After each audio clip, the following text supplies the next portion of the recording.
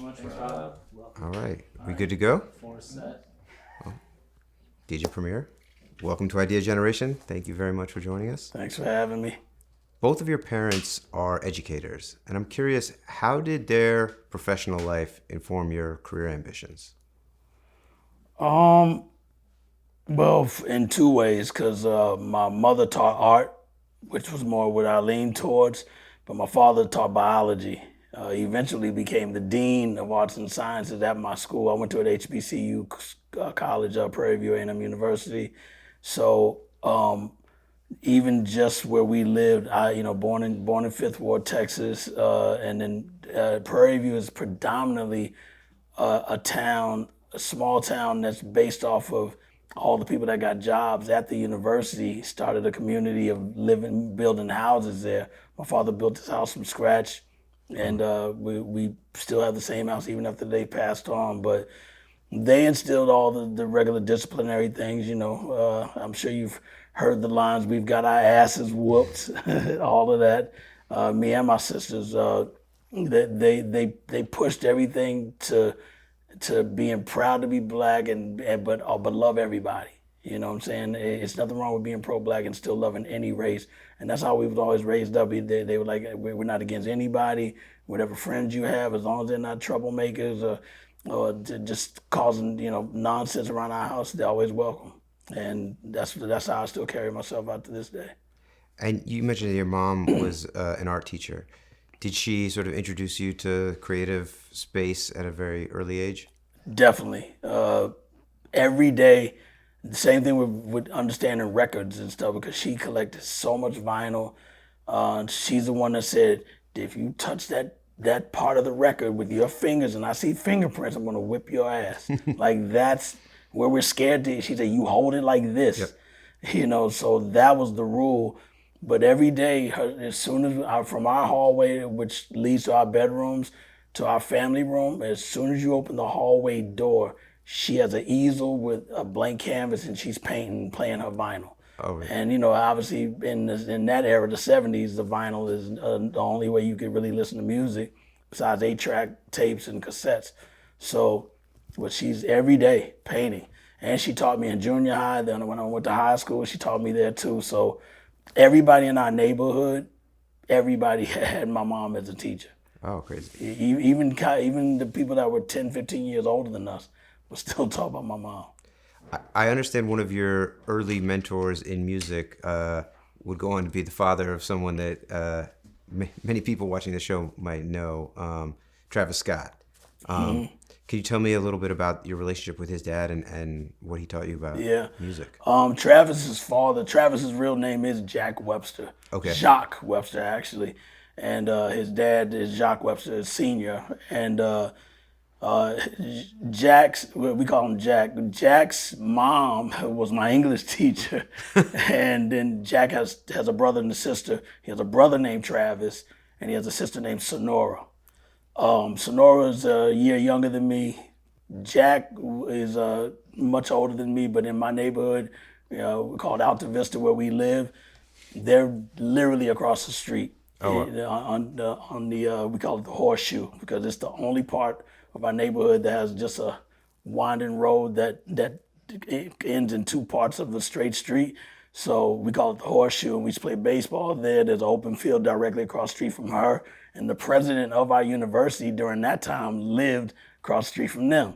And we used to play with their kids. So it still is a community-oriented neighborhood. But Jack was the first one that had a mini bike in our neighborhood. And I was always into dirt bikes and just anything that's daredevilish. And I love speed to this day. And I'm a very good driver. Despite any accidents I've been in. So, but yeah, Jack was the first one just riding around our neighborhood, riding around the block. And I was like, man, can I ride? And he'd be like, yeah, hop on. I was like, no, I want to ride it. I don't want to ride on the back. I want to drive it myself.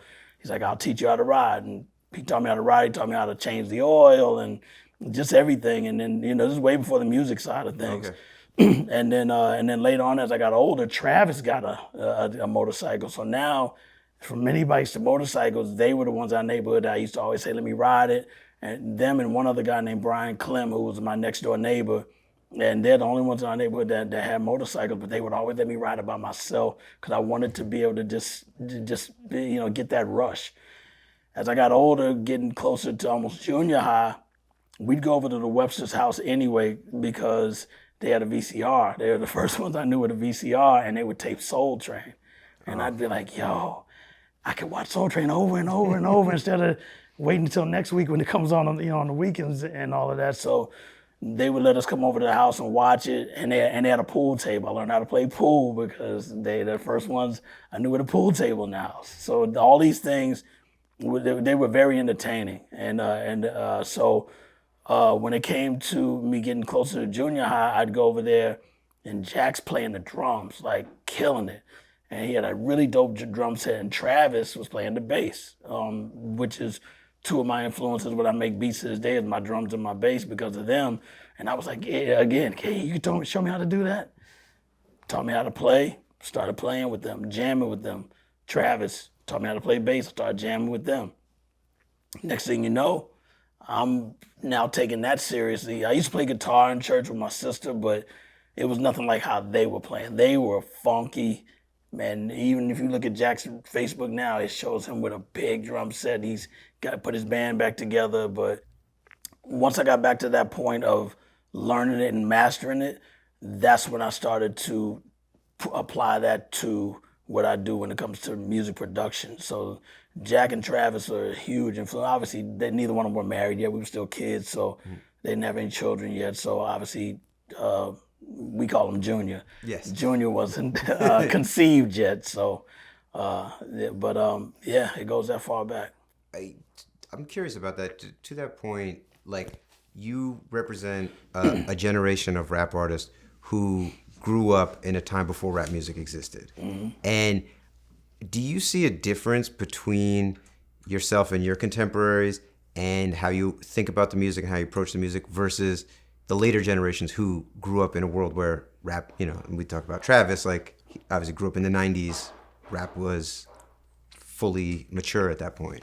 Yeah, I mean, that goes for anybody that's born. I was born in 66, so anybody from that generation all the way up to when rap started to evolve, into hip hop culture, now you'll be like, oh, that's that old school stuff or whatever. But for us, we were enjoying what our parents were playing. And so all the records from Aretha Franklin to Curtis Mayfield to The Emotions, this is before Luther Vandross and all of that stuff. This is, everything Motown. Mm-hmm. Minnie Riperton, Barry White, Al Green, all that stuff was like the building blocks. Then it moved up. Heat Wave, Main Ingredient, Blue Magic. Parliament was later. I was a big James Brown fan, and then my mom was a concert buff, so she always took me to concerts, or the whole family would go. We all saw Ike and Tina Turner together. We'd always go see the Jackson 5 because they would play at the Houston Livestock Show and Rodeo, which is still a yearly thing. And they would come out on the convertible, either Cadillacs or Oldsmobiles with the tops down. They would sit there going, yeah, and come out on the dirt, where the horses and all them do calf roping and calf roping and just bull riding.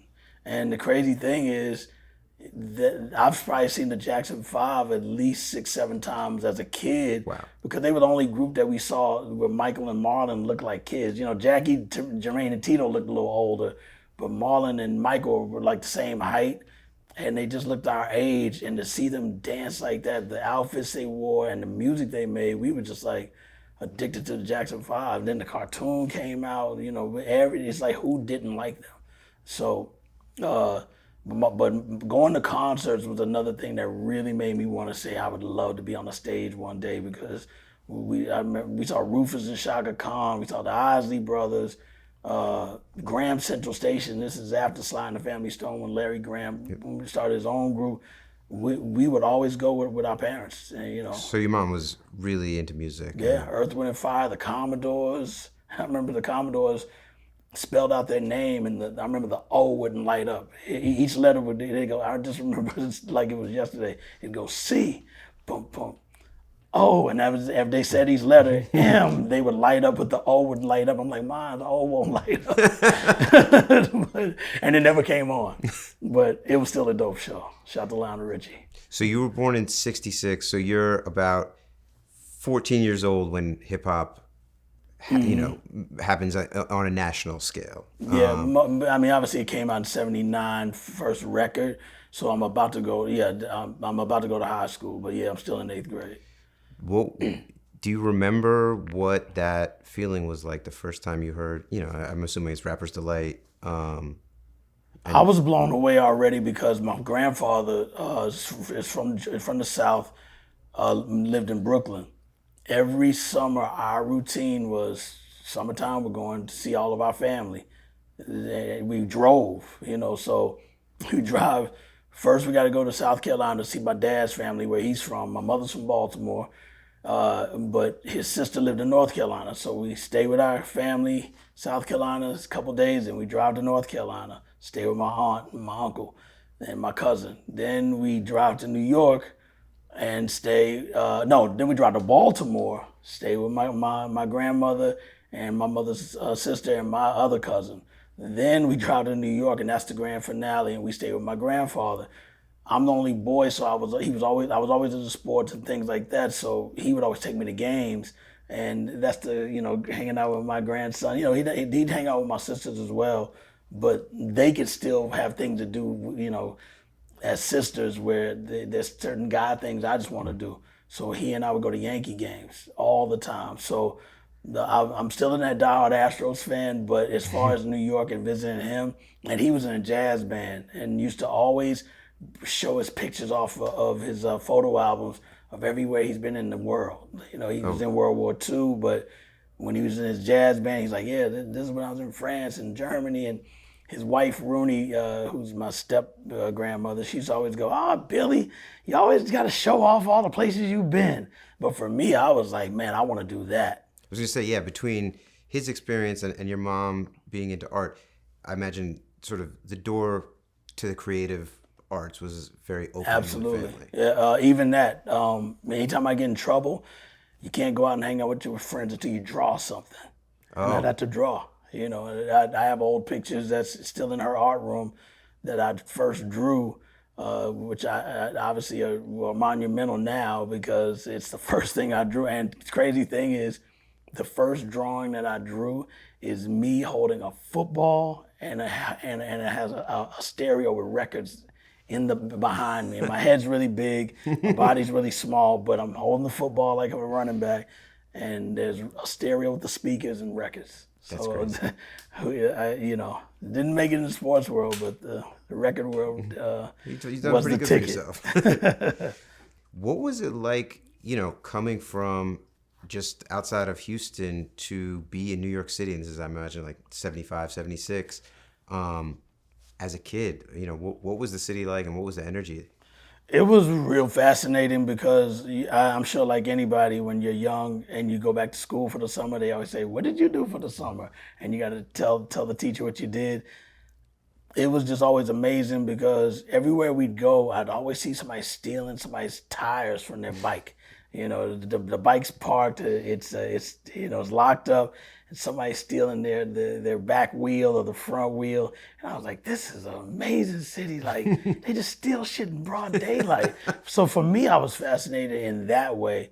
My first hip hop bug was because I was very into video games and I was into pinball machines.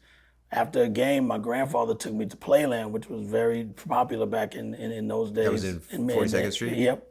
We go to Playland, and I would challenge people to play me in pinball because I was very good at it at that time because I was just addicted to playing in Texas. I'd challenge kids, and I'd beat them. I go outside and hear music, and there's these guys breaking and popping and doing their thing, and the guys got the big boom box, and I'm looking at they got the fat laces, and I'm just like, where'd they get those big laces from? I'd like to get some, and they didn't look foreign. It just looked like something I wanted to be down with because I could identify with it. From there, the guy has like one turntable I don't know. I don't know if it was a 1200 yet, but it was. He's just going. Just he's not doing all the technical stuff, but just I'm like he's doing that with a record player. You know, because we called it a record player back then. We didn't call it a turntable. I'm just like, how's he doing that? And I don't know what a mixer is, you know, but that part let me know somehow I'm going to be a part of that. So by the time I was 13, my sisters and them were kind of tired of coming every summer. Do we have to go? We're old enough where we can stay by ourselves at the house and let Chris go. Where I'm like, all right, I'm still down to go, you know, because my cousins in Baltimore, we were the same age, so we got along good. I love seeing my grandfather and my family. So now it's just me, and I'm getting to do a lot more stuff. And I'm now meeting friends that were also had family that lived in our same neighborhood that were from New York. So now I get to hook up with them now that I'm a little older. I can go to your house and have things to do with friends my age in New York. So all of that is making me go, man, when I'm old enough, I'm moving here. And so now when Rapper's Delight and all that stuff drops, now I'm just like, I'm definitely going to figure out a way to do that, you know. And then when we start seeing videos, that was it. I'm like, that's it. I'm going. I was gonna say, yeah, when you go back to Houston, you know, I mean, this is an era where there's no hip hop media. You know, occasionally you might see a video on BT, eventually maybe on MTV, you know, but not probably until Run DMC era. Yeah. Like, how are you finding out about records, or, you know, learning about like how the culture is evolving? My mother and I were really heavy into record shopping together. So every time I went with her, and again, in our era, there was nothing else to be into but what they listened to. There was not a kids generation unless you listen to, you know, Sesame Street albums and Electric Company albums and stuff like that, you know, and the Metric System albums on vinyl, because, you know, we learned all that in school. But she'd always be like, okay, you get to pick 3 records, three albums, or I'd buy 45s. And we did that on the regular. So I started having a nice collection where when my sister and them would go to house parties, they would ask me, can we borrow some of Chris's records? And I'd be like, no, unless I get to go. But my sisters are like, I don't want you coming to our parties because we can't have fun with you sitting around watching us. And, you know, they're getting at that. My sister's now in high school, and my other sister's going to high school, and they're just like, nah, we don't, you know, or even if they're in junior high, you know, back then house parties, was you know, you might break something in the house, but that was it. And maybe one little fight would break out, but no shootings and nothing like that. So my mom would be like, you know, if Chris can't go, you can't borrow the records. And I started being known for having the latest records, because anything that was new and hot, I always just kept in tune to it, and my mom would buy them for me. So as I got older, I just started buying. You know, I got a job when I was 14 years old, driving a forklift at Kroger. Started out bagging groceries. The boss was like, hey, you know, you really bag groceries really fast. Would you like make more money driving a forklift at night? And I was like, yeah, because I like mechanical stuff. Even with taking things apart, I was always good at taking the TV apart and fixing it. And even the guy in our neighborhood that would fix electronics, if they took too long, I'm like, let me do it, and I would fix it. Started doing the car stereos for all the neighborhood. Like I was, you know, with wiring, all that stuff, which to me still goes into the music category. But I was just addicted to records. Just I wanted to have everything. Do you remember when your interest moved squarely to hip hop? Like, obviously you grew up with soul and all this, you know, funk and all that, but the Fresh Fest, it came to Houston at Astroworld. Okay. And that was in 82 or 82. And it was at Astroworld. No, it had to be 88. It had to be 84 Okay. going in 85 because Okay. yeah, it had to be 84 going in 85. I graduated high school in 84, but the Fresh Fest that we went to, it was Rockmaster Scott and the Dynamic 3, Nucleus, Fat Boys, UTFO, Houdini, Flash and the Furious 5, Dougie Fresh and the Get Fresh crew with MC Ricky D. Cause we had a dance called the Skate that we used to do. Like it looked like you're skating. And when the show came on, that and Lottie Dottie, everybody did this dance called the skate. It was super famous where we were from.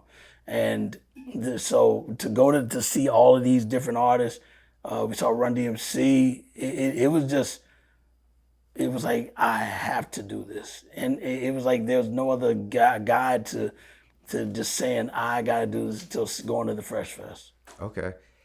And I'm curious, living down there, obviously, with such limited access, how were you figuring out even just simple DJing stuff, or, I mean, the beginning of thinking about production and all of that? I started off just knowing how to blend. Okay. I could really blend really fast. Put 2 records on, and I could really get it to blend that quick and keep the party going. I didn't have any turntables. Friends of mine had the equipment. They would let me use theirs because I had the records. So that was like, let me learn on your stuff. I'll bring the records to your parties. Started having battles with other crews in my neighborhood. Shout to Chris Garrett, shout to Tony Tapscott, rest in peace to Daryl Tapscott. That was one of my rivals. They were called the DJs 2. Me and my guy, we call him his name is Theodore Archer. We call him Meatball. He and I were a crew called Magic Sounds. It was some name my mom came up with. I was like, Ma, I don't like the name. She made little cards, because she could draw. Yep. And the cards were cool, but I was like, I don't know about Magic Sounds. I don't know what DJs 2 just sounds better. But as I'm about to start my freshman year in college in 1984, this guy from Corpus Christi, Texas, is with the DJs 2. They're set up because sometimes I'd get the gig, sometimes I'd get them on campus because all the fraternities started to ask me to do parties. Man, they were doing a party outside the Memorial Center, which is one of our hangouts. And I see this guy, a little skinny guy with a shag in the back, like a Jerry curl, but waves on the top. And I've never met him before because we know everybody knows us in our neighborhood. Everybody, to this day, everybody that grew up with knows us back then. I'm sitting there like, who is this dude? And he's scratching 5 minutes of funk by Houdini. And he just keeps starting it over and starting it. And I just remember he kept going. Now the party didn't stop till I walked in. Now the party, and I'm just like, I got to meet this guy. After he was done, I was like, yo, who are you? He said, I just started going to school here. And I was like, yo, will you teach me how to do that? He had like a big Gemini mixer, the real big one with the silver plate and the wood on the side.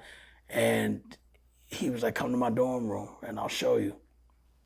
He used to go to his dorm room every day. Holly Hall, that was another hangout. That's one of the guys' dorm rooms. And we used to just wild out there. That's when you started getting more experience with drinking and hanging out with the girls at the dorm and all that stuff. And I would just practice in his dorm all the time because once he showed me the fundamentals of it, I knew what I wanted to make it sound like when I do it. Yep. And I'm from the era where if you copied somebody, you could get into a fight for being a biter. It was that serious. Like, oh, no, you bit my style. And somebody would punch you in the face for biting a style. And that's what I still live from, is that. So with him, I didn't want to do it the way he did it because he had a certain technique on how he used to scratch the record. And I started doing my own, and that started making people say, man, this guy, I wasn't DJ Premier yet, but I was DJ Chris. Okay. And then Waxmaster C. Then Waxmaster C. And then, obviously when I joined Gang Starr, right before Stu Fine, that owned Wild Pitch Records, like, we don't like that name, Waxmaster C. And I'm like, well, I do. And he's like, nah, see if you come up with something else. And that's what I told my mom. She said, why don't you make a list? Make a list on a piece of paper and narrow it down to which ones. I had DJ Scratch and Cut. I had DJ Platter, because I was like, there's no Platter DJs out there. Just anything affiliated. I had DJ Needle Drop, Yep. And Premiere was one of them. My mom looked at the list and was like, that's the one. She said, because it's not like a world premiere at a movie or something like that, but it's still like your first. And I called them back because I still hadn't officially signed. I said, what about DJ Premier? They were like, that's it. And Stu liked the name. Rest is history. Yeah. So Travis Scott's father teaches you how to play drums. Mm-hmm. I have to ask, how did you become aware of Travis and his musical ambitions? Actually, Sonora, we call her Vivi. Vivi brought him to my parents' house. Again, it's right across the street. This is around the time Nokia phones was out, because I remember he was trying to sneak pictures, because he's like, damn, we're Premiere, and she was like, stop, put the phone away, she's the one that actually reminded me about it, and I was like, which it didn't bother me or nothing like that. And then when I heard the demos that he had at the time, I wasn't really into that lane, but I know that somebody like Kanye would be, and I didn't know that he had he had a meeting coming up with Kanye, and Vivi called me and said, "Hey, let me know if he's making the right move. Kanye, as he's gonna have a meeting coming up, and I just want to make sure he's not getting jerked around." I was like, "I'll call Ye and let him know that he's family." Called Ye and said, "Hey, this guy's coming up. He's family. His dad taught me everything. Blah blah blah." And Ye was like, "All right, I'm already set to see him." Next thing you know, he's signing. Ye got him hooked up. That's crazy. And, What a small world. Yeah. So when you go to college, you are a computer science major. Mm-hmm. What were you thinking you were going to do? I imagine this is sort of you have your musical ambition on the one side, and then this is maybe a backup or... Right. That was more to really to please my dad. I was already ready to go, but I couldn't think of any. I'm not gonna play football. I'm not gonna play basketball. Even though you had prerequisites in college, and I played golf. That was one of the things that I took as far as the 4 PE classes I had to take, and I took archery, because I was always into shooting guns and things like that. Obviously, where we're from, you can shoot guns. It's not looked at as, oh man, guns. So. With archery, I learned, just the technique of shooting a bow and arrow, which was real fun. And it's crazy. Shout out to my man, Willie Tony, man. Used to cut my hair, and just one of my homies that I met from Sacramento that went to college with us. In 1985, he told me, because I was there a year early. He came the following year. When I was taking golf, he was on the golf team. And he used to always say, man, I know he's young right now, but there's a black kid that's gonna take over golf. And we're like, get out of here. Black people don't even play golf except for you. And he's like, no, I'm telling you, his name is Tiger Woods. I'm telling you. And he's like, he's gonna blow up. And he's always saying that, and we were always laughing at him. And were we wrong? I mean, dead ass. Shout out to Willie Tony. As far as computer science, I just wanted anything that was close to anything electrical, because since I was already good at taking things apart and doing, installing everybody's car stereos, I was into drilling it precise and not even using using a ruler. I could just figure it out. I figured that was the closest thing that I would have to fall back on. But it's crazy because all the languages I learned, Fortran and COBOL and BASIC, none of them even exist anymore. But I figured once I graduate, I'll get a job and all of that stuff. But then I met this MC that came to my school a year later as well. His name is Theodore Campbell. He called himself Top Ski. Okay. So I always had the little Benz medallion on with the chain, and seeing people in Texas, unless it was people from Rap-A-Lot, because they were new. And with Rap-A-Lot, we'd see them with the big cables and the Benzes and the fly troop and fila suits and all this stuff. But to see somebody come to college dressed like that with the dope sneakers and everything, I was like, I got to figure out who this kid is. And where was he from? Boston. Okay. Just like Guru. His mom lived in Missouri City. We call it Mo City, where we're from. And she's the one that obviously, I guess his dad was like, your mom's out there, go to school. And he used to always be like, yo, I can use that mic. And I would just start playing. I might be playing a break beat or something. And he would just get on the mic. Then he'd be like, yo, I can get on the turntable. And I'm like, I'll scratch. He'd get on and start doing stuff. And I'm like, wow, this guy's good. He's good at everything. And now we became a team. And then we had 2 more, another MC named Sugar Pop. And we had a dancer that was like a Flavor Flav. His name was Stylie T. Crazy, just crazy like Flav, and just in tune everything, but very unique. And we became the MCs in control. And did you start making songs together? Yeah. It's crazy because When I just packed up to move recently, I found my demo because Stu gave me my demo back that I sent him and gave me the actual demo tape back. I have it. Wow. I'm about to digitize it because it has all the demos that got me signed. That's great. So I was curious about that. I understand you worked at a record store while you're in college, and you meet a Later, yeah. gentleman, Carlos Garza, right? Yes. And but somehow, in a pre-internet age, you end up making a demo that makes its way from outside Houston all the way to Stu Fine of Wild Pitch Records office. How does that happen? When I got the job at it was called Sound Waves, the most popular store in Houston if you really, really want to find what you're looking for. We had Sound Warehouse, which was the chain, Okay. but Sound Waves was in the hood. It's right there, directly across the street from the Astrodome and Astro World. So it's just a lot of traffic going that way because Astro World's always busy. The Astrodome's always busy with sports or any event. And it's off of a street called South Main and Merworth, which also had one of our tunnel. It was called the Rhinestone Wrangler. It has a major, major history there.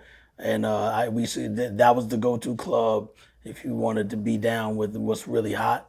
And then every DJ that worked at any club, and the crazy thing for the Rhinestone Wrangler for me, R.P. Cola, who taught me how to scratch, worked at the Rhinestone Wrangler as the main DJ. Oh, wow. So I got all access. Didn't know Carlos yet when I just started going because we got cool after he caught us, me and Top, changing the prices on the records because the price tag was easy to pick off. You know, you could peel it.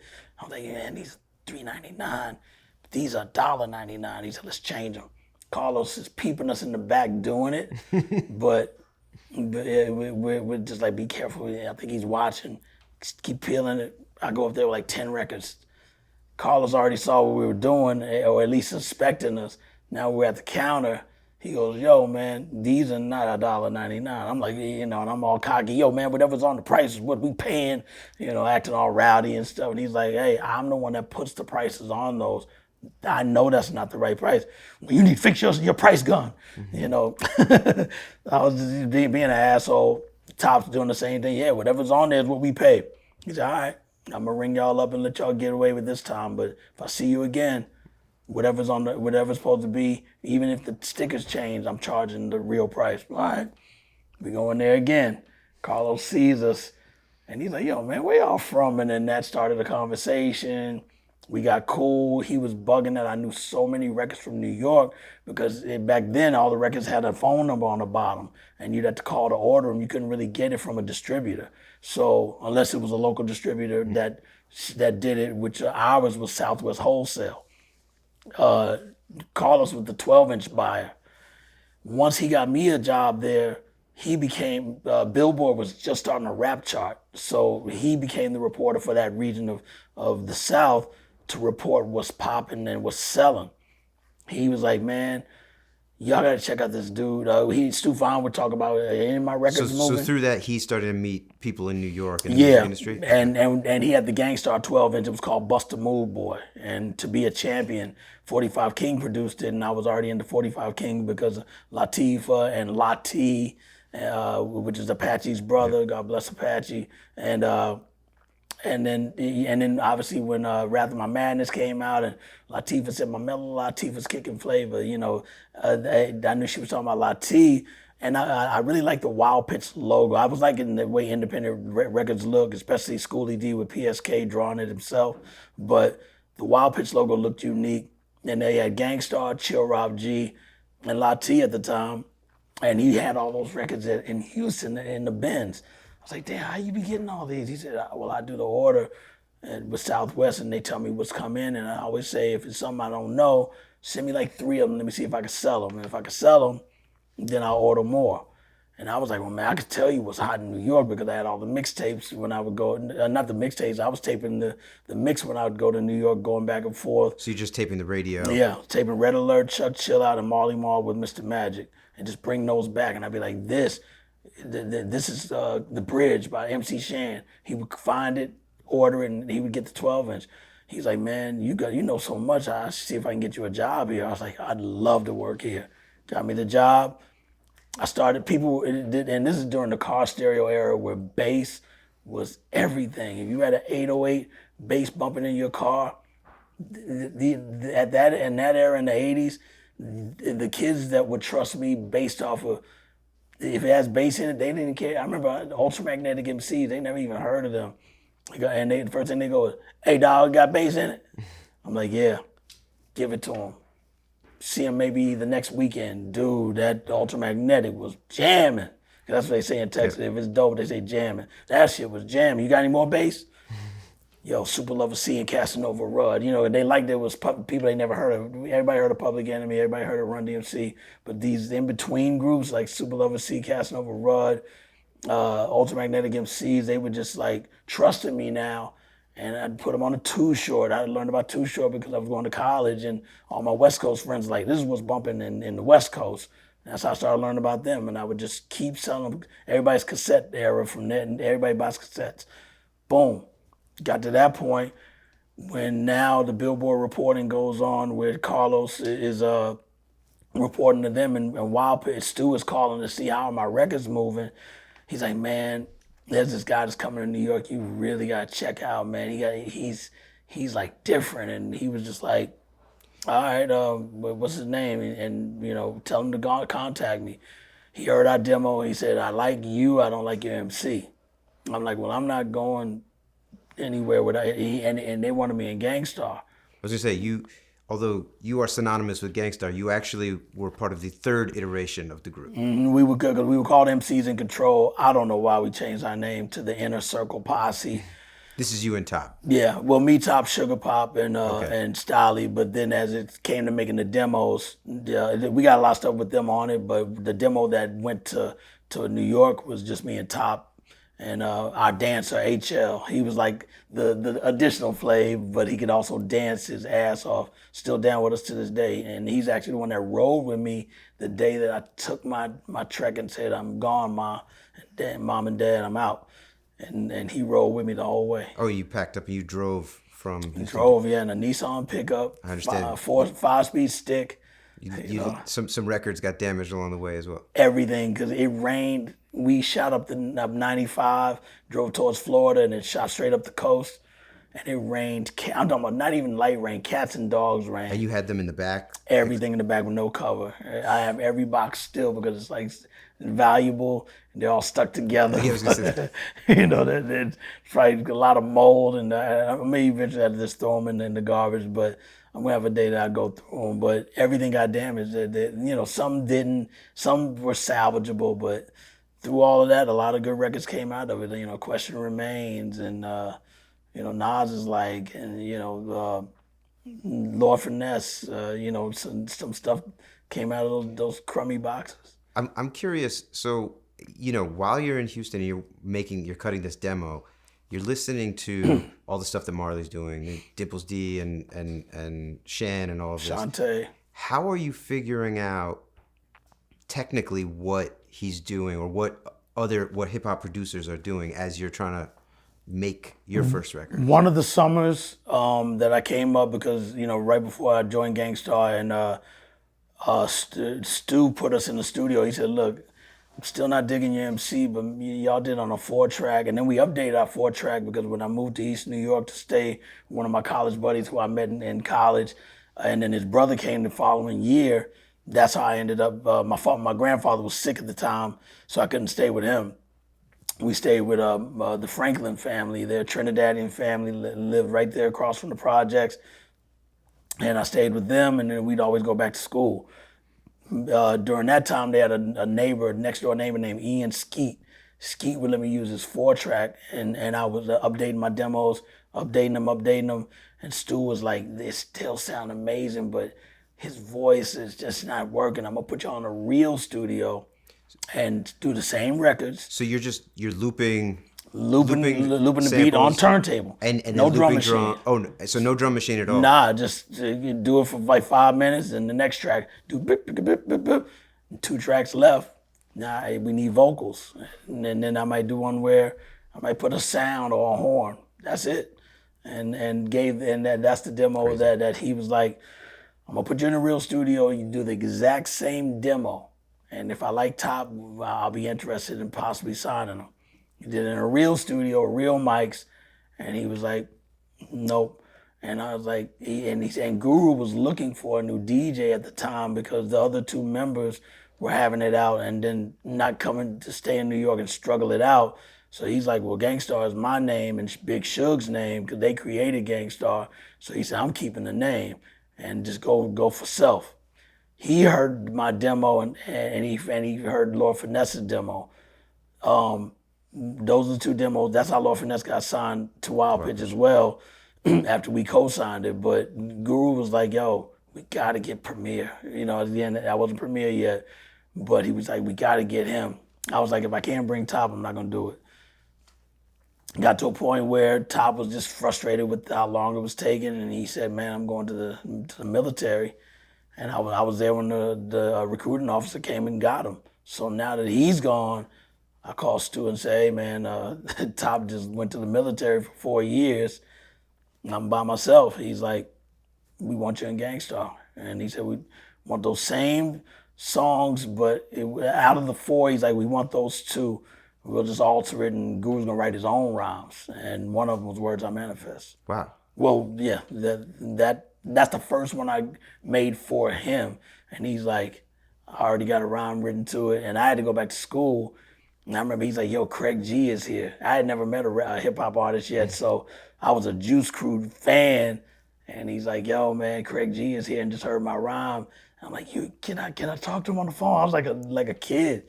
He's like, yo, man, that beat is hot. We recorded it, put it out, and it became a hit. I wanted to ask, I know that there was one point in that period where you're coming up to New York where you're able to give your demo to Marley Marl. Mm-hmm. And he is kind of like unimpressed by it. Mm-hmm. And then, of course, 6 months later, he premieres Words I Manifest on the radio. Yep. And I'm curious, as a young, impressionable creative, what was first that feeling of being told by one of your idols that you're not quite there yet? Yeah. And then, what was that validation like when you get the cosign? Yeah. When Marley he would do a show at noon every Monday through Friday, and then on Wednesdays they had Radio Day. You could actually come up there and give him your tapes. So I was like, I'm going to Radio Day. I know I'm getting a deal. Prior to that, I got to shout out the legend, and he's still one of my engineers to this day, the King of Chill, who produced all the Audio 2, MC Light, Positive K, and on and he was in the Alliance. So dope, him and them shouted them out at the Rock and Roll Hall of Fame. And so I met King of Chill first. So really before Wild Pitch, my first meeting was at First Priority. I got to meet Nat.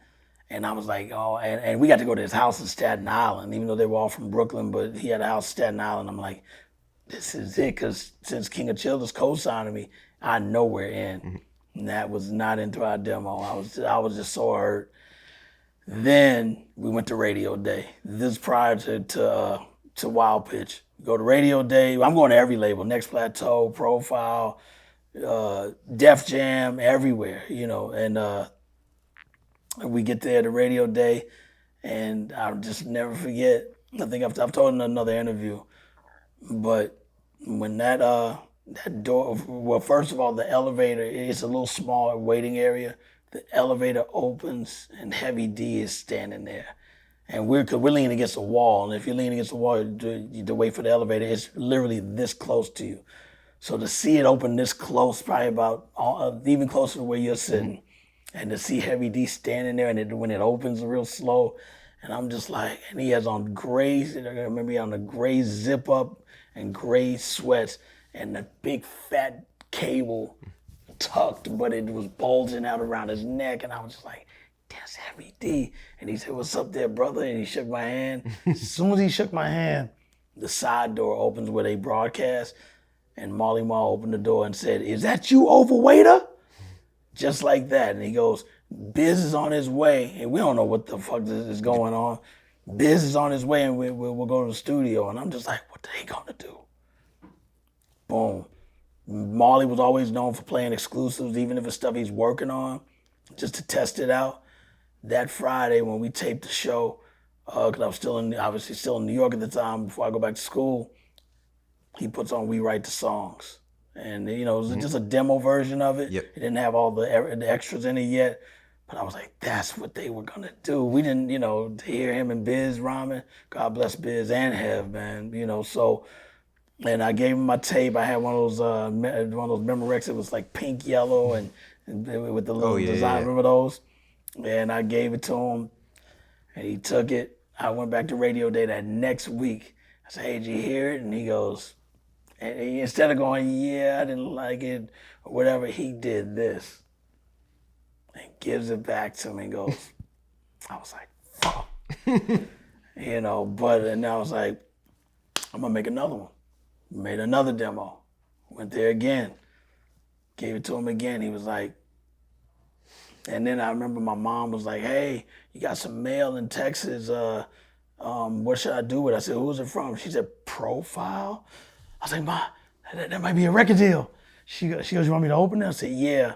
It was my cassette tape being given back, saying thank you. But because even that, I was like, oh, I'll be on label Run DMC and Dana Dane and, just all this stuff, and no go. So I'm like, let's make another demo. But you never got down or discouraged by any of this. That's not me. I'm never a quitter. And we made another one. And that's the one that got to Wild Pitch. And Stu was like, yo, we really like this. And, but we only want you. And that's why I was like, well, until you either take me and Top or you don't take us, I pass. And I passed on signing. Once Top left, I said, hey, I'm available. And me and Guru started to build with each other. And we did the first album together. I didn't know how to make beats sharp yet. So it was me, Slow-Mo Sonnenfeld, who owned the studio, Such a Sound. And the three of us would be on the SP-1200. I'll be like, yo, I'll do the snare. And we'd be side by side. And I'll go, ta, ta. And I'll go, yo, you hit that. And Guru hit the, and we'd be like, yeah, that sounds good, high five. Slow-Mo, you do the 808. Boom, boom, boom. Listen back. All right, just lay that down. That's how we did the first album, If No More Mr. Nice Guy. Yeah. Once I started to really take it seriously to learn, because Guru said, you're not getting half of the money if you're just going to scratch on the albums. You got to learn how to either produce. And I was like, well, what does a producer actually do? He said, you do the tracks and mix it. And I'm like, what's mixing? And so up until that point, you knew what it was to be a DJ.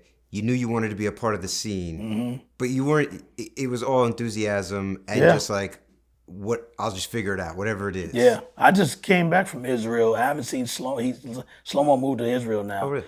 I haven't seen Slow-Mo in over 20-something years, probably 25 years. Crazy. And I told him I was coming to Israel to do a gig, because I had to go to Saudi Arabia, and my manager picked up a gig on the way. He's like, yo, on the way back, you want to pick up another gig? And I'm like, where? He said, in Israel. Yeah, I've never been. I'll go. I said, Slow-Mo's out there. Maybe we can finally reconnect. Called Slow-Mo. He said, yeah, man, I'll take care of you. He took care of us. We went all over the town, had good food, went digging at the record store. And Slow-Mo was like, man, remember the first time you wanted to fight me when you came in because you brought your turntables in a coffin? And I thought in the studio you set it up and do it like the way we did the 4-track demos. I remember, and Slow-Mo's very cocky, and he'd be like, you don't need that thing right now. You don't need that, you can set that up later. I'm like, what? Who the fuck you talking to? Man, I'm setting my shit up now. And Guru's like, that's not how it goes in the studio. You can lay the tracks down. You can do your scratches last. I'm like, oh, I didn't know. But so I'm in there like, yeah, man, now we setting this shit up. Just played myself. So once I started to understand the process of making records, now I'm like, okay, let me start to really hone in on learning everything, mixing. If I wanted to do an echo there or I wanted to do a delay here, what's doing that? And same thing with the equipment. They did a thing on hip hop on the news while I was still here before I was going back to school. And they showed Marley Marl and them saying, oh, they have the top radio show on WBLS, a black-owned station, and this and that. And they showed the equipment on the wall. I said, that's the 900. That's what Slow-Mo has. That's what I need.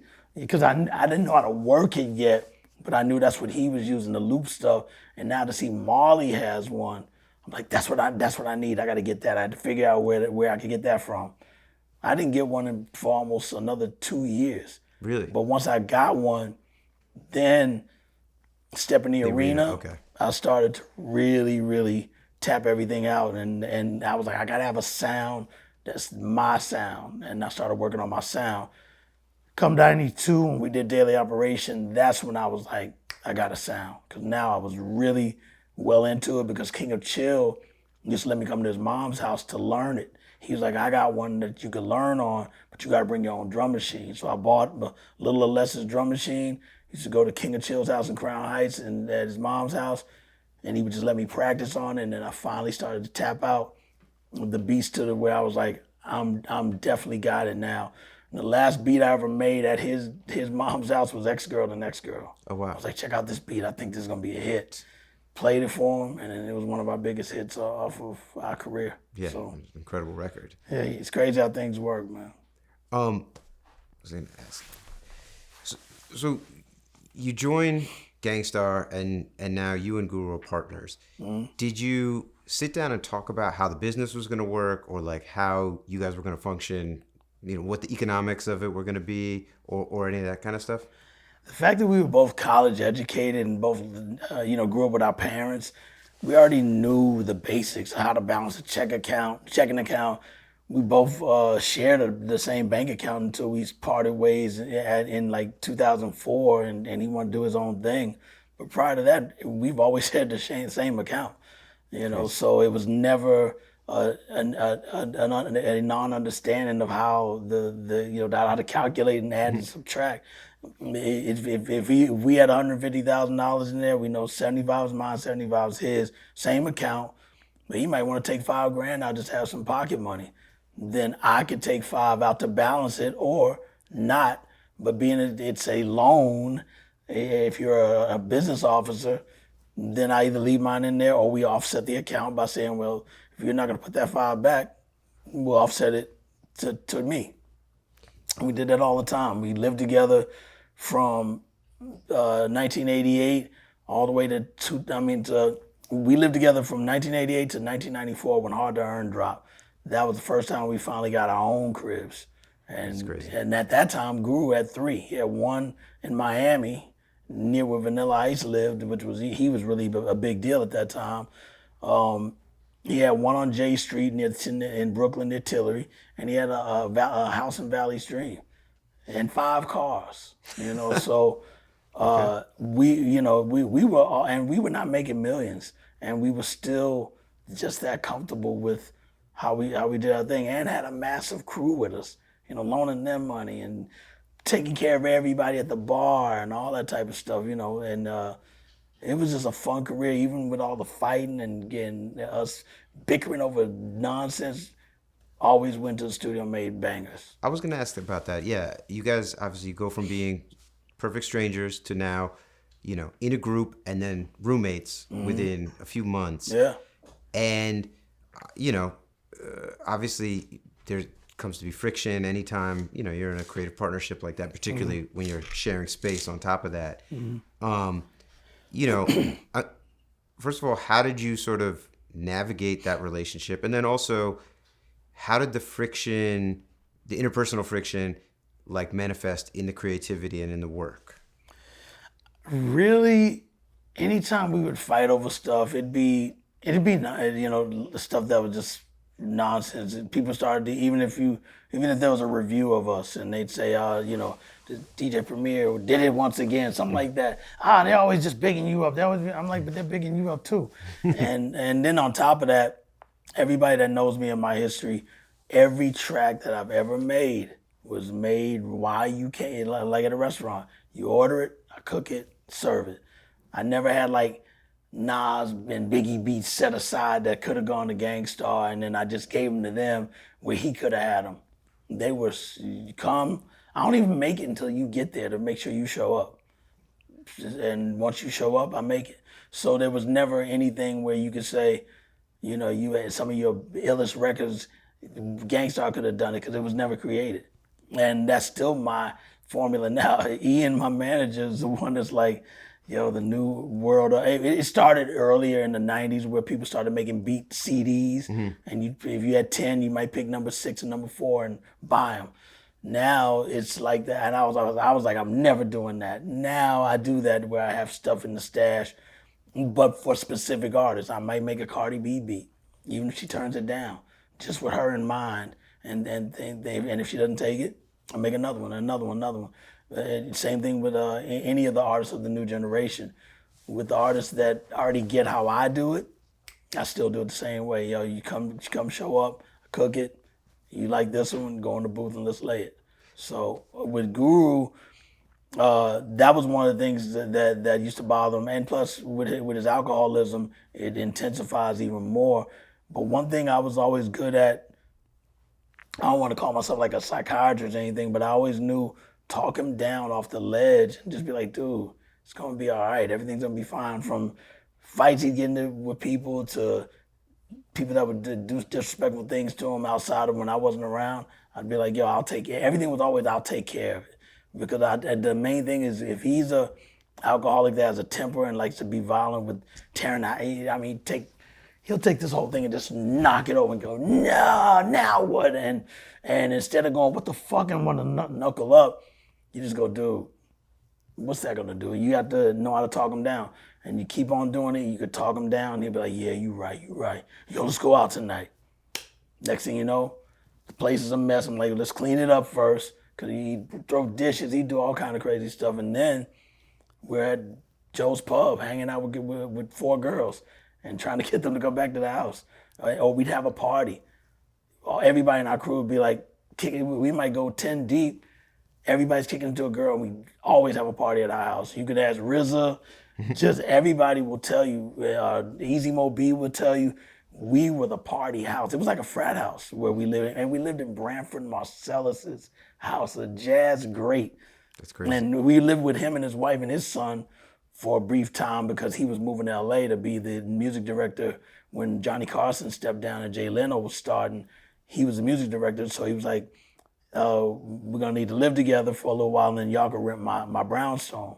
And that's how that happened. So during all that and that mixing together, man, a lot of bad things happened during that time, but I was always good at talking Guru down. I was gonna say, was that hard to? I mean, you guys are, in this committed relationship as business partners, as creative partners, and you're living together. And he obviously has an issue with alcohol, and how did you sort of deal with that and navigate it? I loved what we had. The Gang Starr relationship and and we were consistent with records. Every album was consistent. Every album was successful. We were on so many tours. EPMD tour.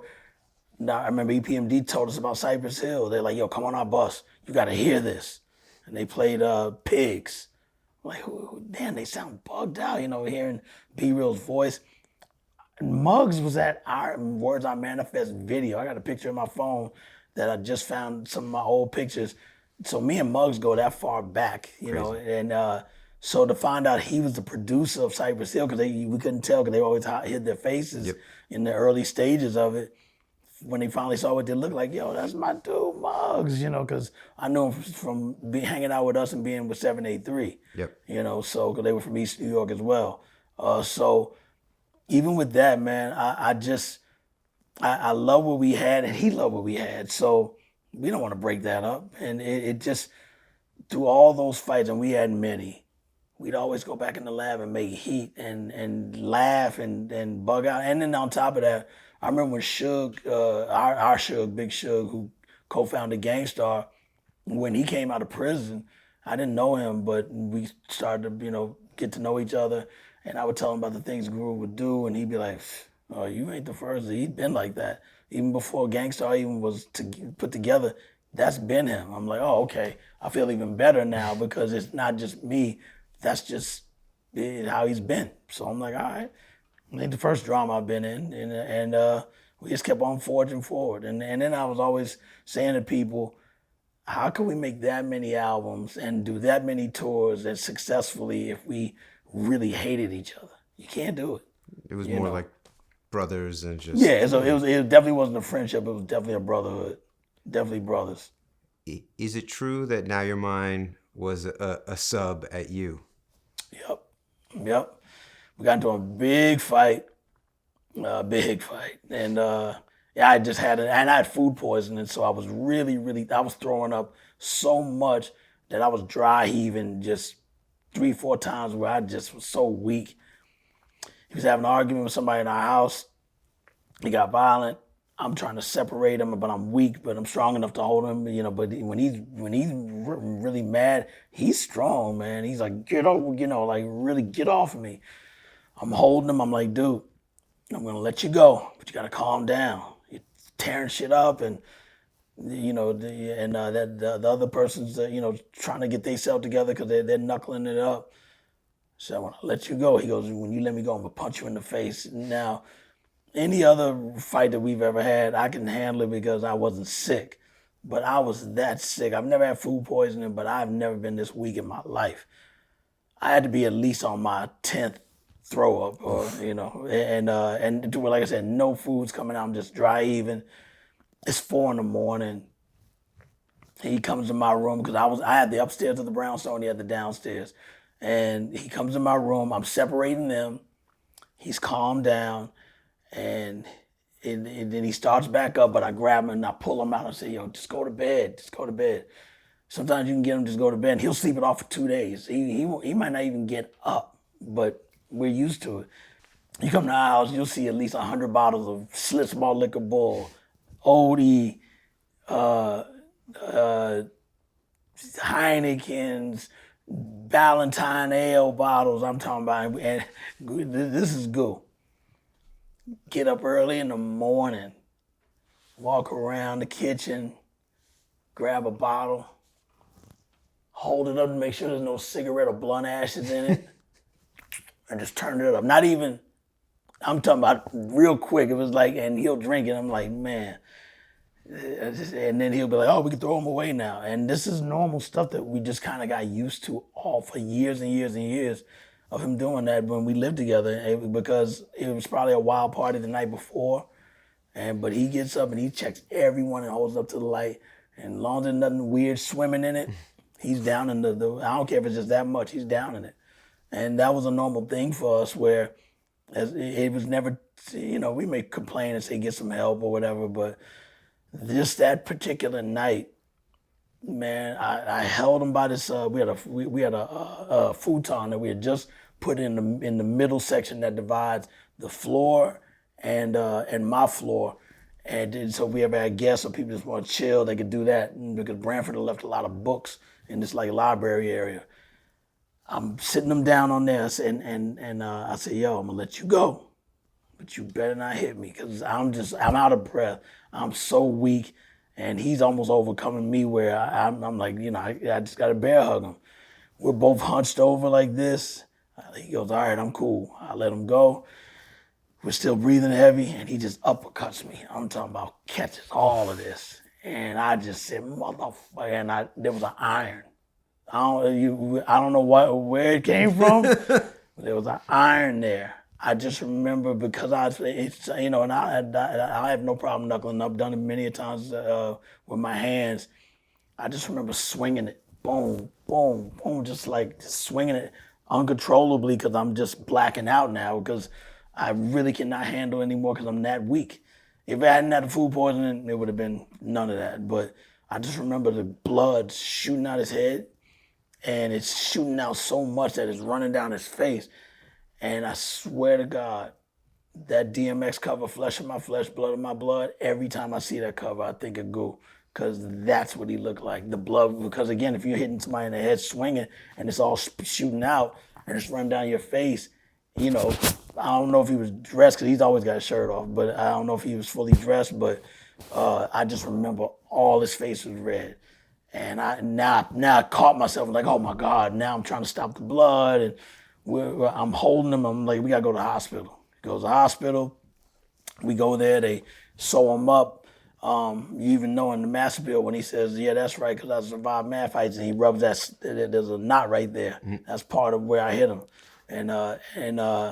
So From there, they sew him up, and White Men Can't Jump was about to come out, but they were doing a hip hop soundtrack as well, and they had just paid us, I think it was like 40 grand, which was a big deal back then, to do one song, and I was like, look, and they were like, you got to record it tomorrow because it's due, and we didn't know the fight was gonna happen. They said if you don't want to do it, just give him the money back. He said, nah, I'm gonna do the song. We go to D&D. He says, keep the lights on, which, usually he likes to read his lyrics or whatever, or he'll memorize what he has, or he'll just read it, and he turns it because he writes it all kinds of different ways. He said, turn all the lights on, and he just looked at me and just said, yo, dude, you're dead wrong. You never have the skills like mine. I write the ill-type rhymes now, reach them up, and he's just looking at me, and the board is right here, so he's right there, right at me in the booth, and while the beat's playing, I'm just looking at him, and he's just looking at me. One take. And I remember when he's finished with it, he goes, are we good? I was like, yeah, we're good. He goes, and fuck you. And he just knocks the whole mic over and just storms out of the building. But we got the take. And Now Your Mind's a classic. Crazy. He was good at destroying equipment. Around this time, a little bit prior to that, you do a jazz thing for another soundtrack. Mm-hmm. And, in that really sort of became, when the press talked about you, people tried to put you in a little bit of a box as a group, and it became like, oh, they're like jazz rap or something like that. How did you guys internally think about that when you started seeing people kind of trying to brand you in that way? And did you make moves to consciously move out of that? He hated that label. He hated it. I did too. I did too, but for him, he hated it because he was like, man, I want the streets to love us. And I was like, they already do. He's like, yeah, but they keep calling us jazz rap. And he said, jazz rap is rapping about jazz, like saying, and hear the horn coming down, and hear the drum. He said, that's jazz rap. We're talking about shit that's going on, who's going to take the weight, and just to get a rep, and even that was based off of him getting robbed, and the guy died in a car chase with us chasing after him with the police. And the guy dies, hits an ice cream truck, and passes away on impact. Next day we did the record, and just to get a rep was. Yep. Cause if you listen to Stephanie Arena albums, only 2 verses. Fat Fire Freddy shot the video and said, yo, there got to be a conclusion. Can you go back in the studio and recut it? And we went back now we went to Firehouse, which was Shlomo's partner, Yoram Vazan, who I also saw in Israel. He started Firehouse Studios, which became famous mainly with King of Chill, and so many artists started going there, RZA, everybody, and to build their stuff. So we went to Firehouse to re-record it, and then Fat Fire Freddy was like, that's it. And then that's how we shot the video, to have a conclusion, because there's always an ending to a bad thing that you do. The jazz rap thing got to him so much that I was like, you know what? When we do, it was going all the way to Daily Operation. Hard to Earn, I stripped everything down purposely to not even have any jazz samples except for mostly the voice, which is an upright bass sample, but I started using space sounds and weird, just galactical stuff, just anything to stray away to show that we're good on any sound that we put out there and create. He's still gonna write dope rhymes. So Hard to Earn was such a special album to both of us because of that. So again, that's like that never quit, and everybody's saying that about you. Oh yeah, okay, they'll see. And I go right into you'll see mode and prove that you're full of shit. So I've always had a question, in that period that you guys are getting started, 88 to 94. Not to cut you. Oh, sorry. You can always cut me off. The really, that's where the whole Jazzmatazz thing came from, because my former manager Patrick Moxie, who owned Payday and was managing Gang Starr at the time, he wanted to do a project in some type of way. It was really my project, And I was like, you know what? Since I'm producing a lot of artists now, and we start to go on hiatus from time to time, let Guru do it. Now it wasn't called Jasmine Taz at the time. J. Rue the Damager created that name. Oh, You know, he got paid for it. okay. And so he got the low price, and then he complained about it, and I told Guru give him more, and he got a bigger check. But J. Rue the Damager came up with Jasmine Taz, and that's what it became. And Guru used to say it, and you can even look him up in earlier interviews. He says Jasmine Taz was created to protect Gang Starr from being labeled jazz rap, and that's what he started to do with pushing all of that way, and Gang Starr could just be Gang Starr. Yep. So in that period of 88 to say 94, hip hop music is changing radically every 6 months, 9 months. Mm-hmm. And I've always been curious how artists like yourself in that moment were able to be in front of the trends like so consistently, knowing that, you know, this is also in an era you can't just make a song and upload it to, you know, streaming that night. These things have to be meditated 3 months, 6 months in advance. Right. How were you guys staying on top of things and sort of forecasting the way that the sounds were going to change, you know, tempos, all that? For us, we were really out there keeping up with everything happening. I mean, we were really addicted to going out. You know, Guru, I mean, he had to go out all the time. He's never like, I'm going to chill this weekend. He had to go out.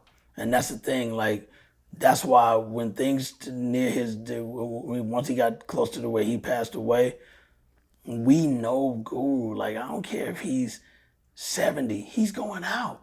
That's just how he is. And everybody that knows him, you're bored and 20 other friends don't want to go nowhere, call him. He's going. Yeah, where we going? And first thing he's gonna say is, chicks there? Gone. Next thing you know, if you're living with him, okay, the door opens, now you hear noise and the stereo's loud and you're trying to sleep and get up and look down because he had this overlooking level thing that you could look down with. We had the spiral stairs and you look down. Girls are dancing and drinking and smoking and just this is an everyday thing. And if it's not him bringing the girls home, some of our boys, J. Rue may have grabbed 3, and now he brought Dap, and then Dap's in, and Dre Large comes in. Out Loud from Blase comes in because we were all hanging out together. You know, even you listen to Soliloquy of Chaos, everybody he named, that's how we were rolling all the time. Out Loud was always the last one to pull up because his father had a car dealership, and he'd always be in a different car. And if we had a gig where we're driving to it, our cars are lined up on Washington Avenue in Brooklyn, and boom, next thing you know, Yo Loud's here, because obviously that's his MC name. Loud's here. We looked out, yeah, he's here. Now it's time to go. He's kind of like the last car to now we can roll out. So it's like we were really into everything. Same thing when we met Biggie. Mr. C lived down the block from us. He used to stress me to listen to his Biggie demo tape, and I was like, yeah, and kind of brush him off. There was a brand new weed spot that just opened right on the next street over from Mr. C, but I would always take his block because I never liked to park in front of the weed spot because we were known already, and I want to be where I could dip in, dip out. But I always park on C's block, and C would go, he just happened to always be outside, and go, yo, Biggie Smalls. And I'm like, all right, I'm going to listen to it. Not listen to it. Go to the weed spot again. Now it might be me and Dab. We might see Buckshot. Everybody go on this brand new weed spot. See Mr. C again. Yo, and I'm talking about, and C can have an attitude. Yo, Biggie Smalls, man. I'm like, all right. One of the nights on a Friday, Guru, maybe 3 days later, Guru's like, yo, you got to hear this guy Biggie Smalls down the block. He's dope. I'm going to freestyle with him. I'm like, where he's at? He's on Fulton in Washington. All right, I'll go with you. Suge is with us. Dap is with us. Lil Kim's there. We don't even know she's rapping. And Nino and Chico and Clep, everybody. And Biggie's out there just rhyming. And he's already a big Gang Starr fan. And that's how we all got cool, way before he even had a record. Party and Bullshit hadn't even been out yet. Oh, crazy. And this is like 92. So obviously he wasn't out yet. But we used to always be cool with Big and them. And that was now our new hangout. We don't go hang out with Big. Chubb Rock lived in our neighborhood. Lady of Rage, that's how I met her. And she got frustrated with not getting the deal and getting nothing popping in New York. She said, I'm going to see if I can find Dr. Dre. I'm like, yeah, okay. We have a Gang Starr show at the Palladium on Sunset Boulevard. And I see, we call her Robin. I see her in the yellow, this says security on the back with the big security, but she has the yellow, those jackets the security guys wear. And she goes, yo, I found Dr. Dre and he signed me to this new label called Death Row. And I'm like, Death Row? She's like, yeah, he just started a brand new label. And I'm on the, she said he got an album called The Chronic coming out and you're gonna see me on there. And I was like, all right, I'll be on the lookout. Chronic came out and had the Death Row Inmates, RBX, the Dog Pound, Lady of Rage, Jewel. I was like, wow. And I'm like, that's definitely her. And she told me when she said, yeah, I'm just doing security, making some temporary money because now I'm about to get paid with Death Row. Crazy. And she did it. So a lot of it you're saying was just you guys being in the mix and just knowing all the artists. You're going out at night. You're hanging with them in the studio. You're just heavy tuned into everything that's happening as it's happening. The tunnel's like later. Yeah. Way later. And even that, even if we had heat on us, whatever, a whole bunch of lie to smoke. Like Remy said, we walked around the metal detectors. They gave us love and respect all the time. And that's what Guru said we suffered from. We had platinum respect, but it was popularity versus sales. Like our sales weren't a lot, but we were treated like platinum artists that sold millions of records. Everybody loved Gang Starr. Around the time of Hard to Earn, your career starts to go through a bit of a metamorphosis. And, this is, again, from my perspective as a fan, from the outside looking in, there was a whole generation of really, really accomplished, awesome producers that came up in that 90, 92, 93 period. And then in 94, you do the records on Illmatic, records on Ready to Die, and then leading into solo works with the Gang Starr Foundation guys, with J. Rue and Group Home, and then kind of capping with Reasonable Doubt, Jay-Z's debut. And I feel like that really elevated you relative to where you were, both with your competitive peers at the time, but also even within the group. And I'm curious, did that run of records change the dynamic between you and Guru at all, or how things operated within the group? I want to say yes and no, but the fact that he was cool with everybody, so he was never hating on them. Okay. So he never had a problem with Big, J, Nas, anybody.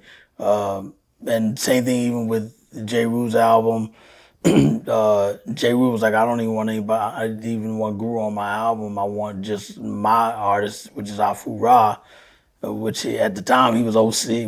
We call him OC. So he didn't have a stage name yet. He's like, yeah, my new name's gonna be Afu Ra. OC is actually Afu Ra's middle name, so OCEY. So you even hear that on Soliloquy of Chaos. He says, Out Loud pulls up plus Sid and OC.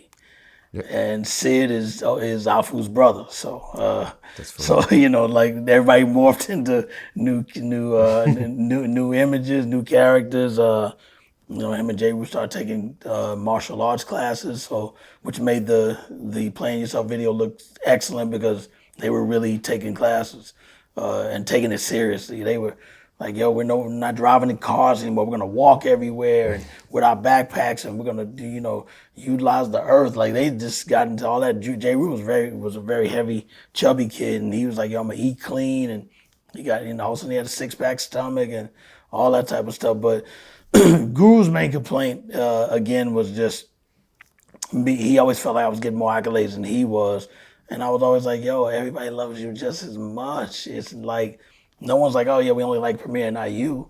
And I said, and you're not, and obviously this pre-social media era, where you getting that from? But again, if you have a sickness with drinking, and his sickness was really that deep. He's quit a few times with us, and then he'll start back. Then he'll quit again, start back. But when he starts back, then you got to know Goo. You got to know the happy Goo, drunk, and then the unhappy. When he's happy and drunk, he's fun. He'll yoke you up real tight and go, I love you, man, I love you, and you that dude, I love you. And he's fun. You piss him off or something crosses him where he's upset, he'll be upset for so long. It could go into another day where he'll drink even more, where he never chilled out and let it subside. And you got to be prepared for that, because if you're living with him, you're gonna have to deal with him getting up, even if he goes to bed for a little while. Wake up in the morning, yo, what's up, man? You good? Why do you care? And it don't have to be me. It could be anybody, And even a stranger, hey, Guru, what's up? Almost like Dan Aykroyd in Trading Places when he was in the Santa Claus suit. And then they were, Eddie Murphy's character saw him, and he's like, yo, Winthrop, and he goes, and just gets on the bus or whatever. That's Goo. But again, for us, and we weren't helping in the beginning stage, because we were all drinking, we were all just getting high, doing all the crazy stuff together. That was normal for us. But the only thing was just his temper. It's just so crazy. If he's in snap mode, if he's not in snap mode, he's a bundle of joy. And when he's sober, he's a bundle of joy. So that's the yes side. The no side, he had love for every artist that I worked with, because he's a fan like I am. And he also knows that those beats are being made when I'm sitting with them. He knows it's not stuff I had in the stash that I gave to them that he could have used. Because there's certain ones he's like, oh man, I would have killed that song, or I would have bodied that.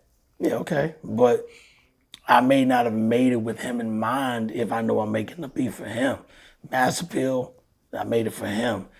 Dwick, I made it for him. Everything that I made sounds like they match. Yep. What he rhymed to. Yeah, even if he could rhyme over The Evils or So Ghetto or A Million and One Questions or New York State of Mind, yeah, he could kick a dope verse and drop it. But my mind wouldn't have said make that. My mind said make a Nas beat. And that's what I made, a Nas beat. Biggie, same thing. Speaking of that, with Gang Starr, I've always found it really interesting the way that you guys put together your songs and your album titles. Can you tell me a little bit about that process? Yeah, Guru makes a list of the titles, and we stick it on the wall. Obviously, we had D&D all the time. So before there's any album or anything, any beat, yeah. There's a list of song titles. Man, he always titled the album. Hard to Earn, he was like, you're going to name the album. We were just having a conversation, and I was like, man, what we do, people don't realize, man, what we do is so hard to earn. He goes, that's the title right there. You just named it.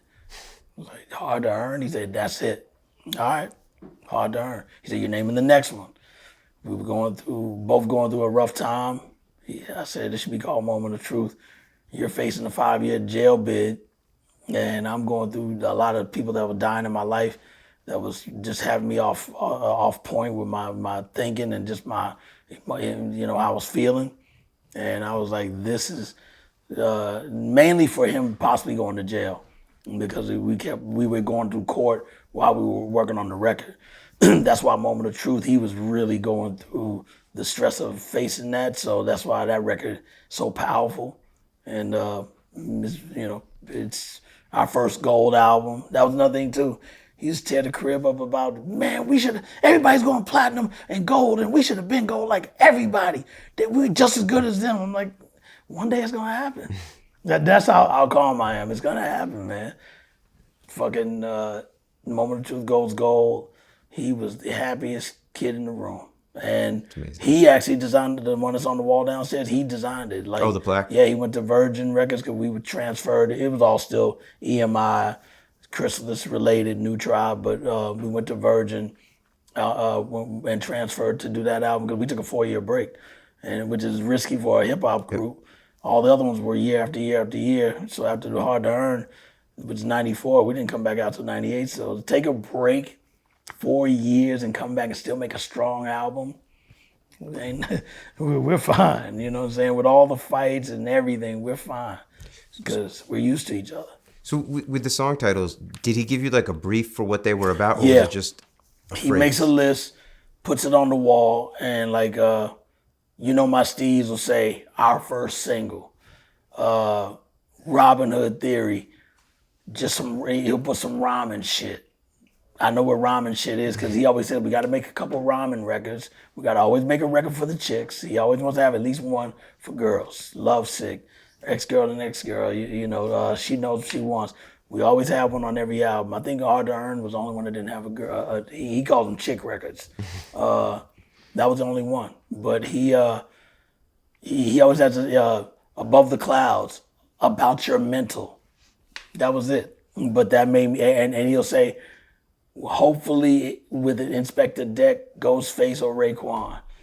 One of our family members, Panchi from the NYGs, who was locked up in prison. He's on the skit where he's telling us we should do Betrayal with Scarface.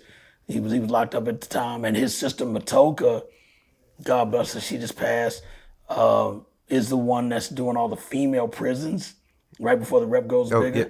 That's Panchi's sister Matoka. He was like, yo, should let my sister, she's home from prison, and you should let her shout out all the females because everybody's always doing jail skits and all that, but you never have a female shout out female prisons. I was like, tell her to meet up with me. Met up with her, and she killed it. You know, and she did that in one take, just shouting out all the people, and all the people that she left behind are still in prison, and she sounds so raw and uncut. That album, like I said, he made he designed our plaque with Virgin, and every song just had a that description, and even with Inspector Deck, Pants call from prison was like, yo, Ray and Ghost are so dope, but more your level of how you are as an MC, you should get Deck to do it. And we reached out, and RZA was like, yo, Deck is in. So then you take the list and you start making beats to the list, yeah. Okay. To make it match, yeah. So it's like saying, hey man, I want a suit that's kind of like this, but I want a little ruffle here, and I want this, and you design it strictly one of one. So that's what I do. That's crazy. Mm-hmm. I'm good either way. I can either make it just saying this is what I think you should rhyme on, but with Gang Starr, it was always the list. Now, you talked about how challenging it could be to be in the group with Guru, and I'm curious, in that period when you start branching out and you're doing more production for other people, was that at all a relief or a way to sort of create some space for yourself? This is what I told him before I signed the Gang Starr. I said, because I wanted to be like Marley Marl. Okay.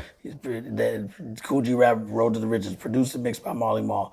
Biz Markie, produced and mixed by Marley Marl. I was very into credits, and I wanted to be like that. So I told him, if I can't produce anybody outside of Gang Starr, I don't want to be in the group. He's like, nah, because I'm going to be doing my projects. I'm going to come up with an alter ego. And he came up with Ill Kid. He said Ill Kid is like when I'm crazy and demented. You look at the logo, he's got a gun and a record. He's got a record in one hand and a gun in the other. And then not only that, he created the Ill Kid sampler just to get record deals. He got Bahamadia signed from his sampler. Come Clean was a demo. He said, man, can you do a J. Rue demo or Group Home or Suge? And I said, out of everybody that you're messing with, J. Rue sounds the most ready. Let me do a demo with him. LL Cool J and rest in peace Chris Lighty were at my crib when I was making the demo for J. Rue at my pad. Because LL was coming to see if I could do some beats for him. Okay. But I was like, let me finish this. Do Come Clean. We didn't know it was going to be that big of a hit. We just knew it was an original demo that would get J. Rue's name further out from besides his appearance on I'm the Man on Daily Operation. Man, Come Clean just took off. Man. And the rest is history with his career. But yeah, that's always been still my actual flow to this day. and that's how I still really like to do it. I'm curious. Around 1996, you arrive at what I think most people think of as the premier sound, the sort of peak and identifiable sounds that people associate with you. Was there a moment where you made like was there a specific record that you made and you felt like, oh, like I've unlocked the next level of what I do?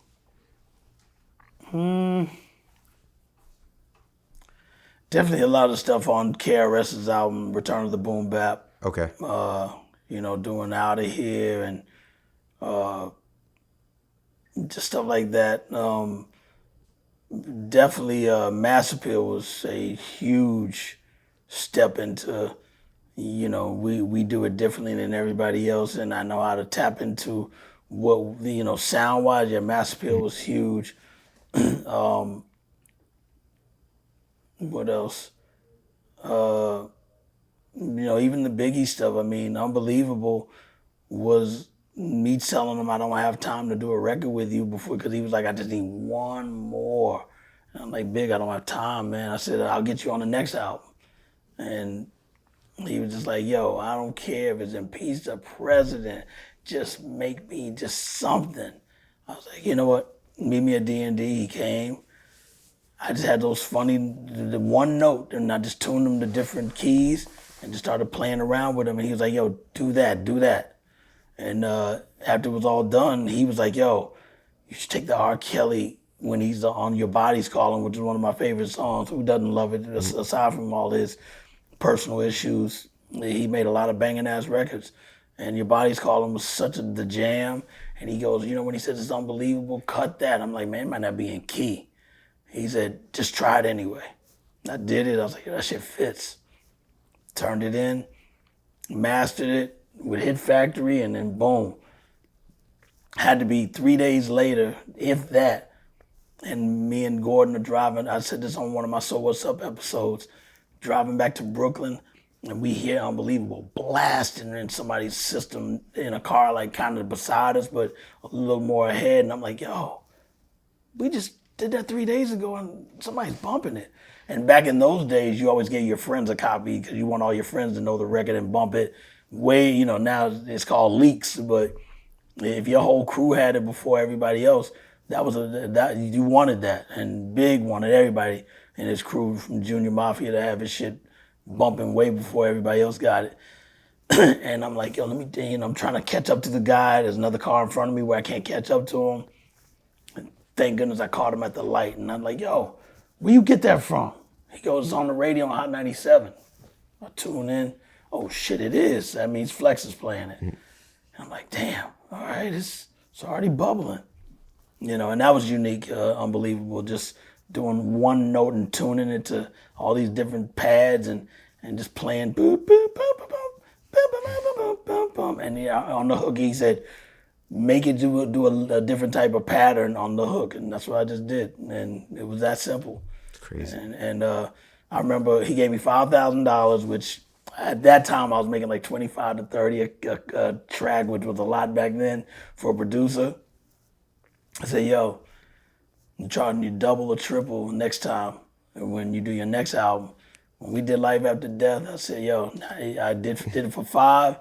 Said, you gonna be 25 a track. He ended up giving me 35. And he's like, nah, I'm giving you 35.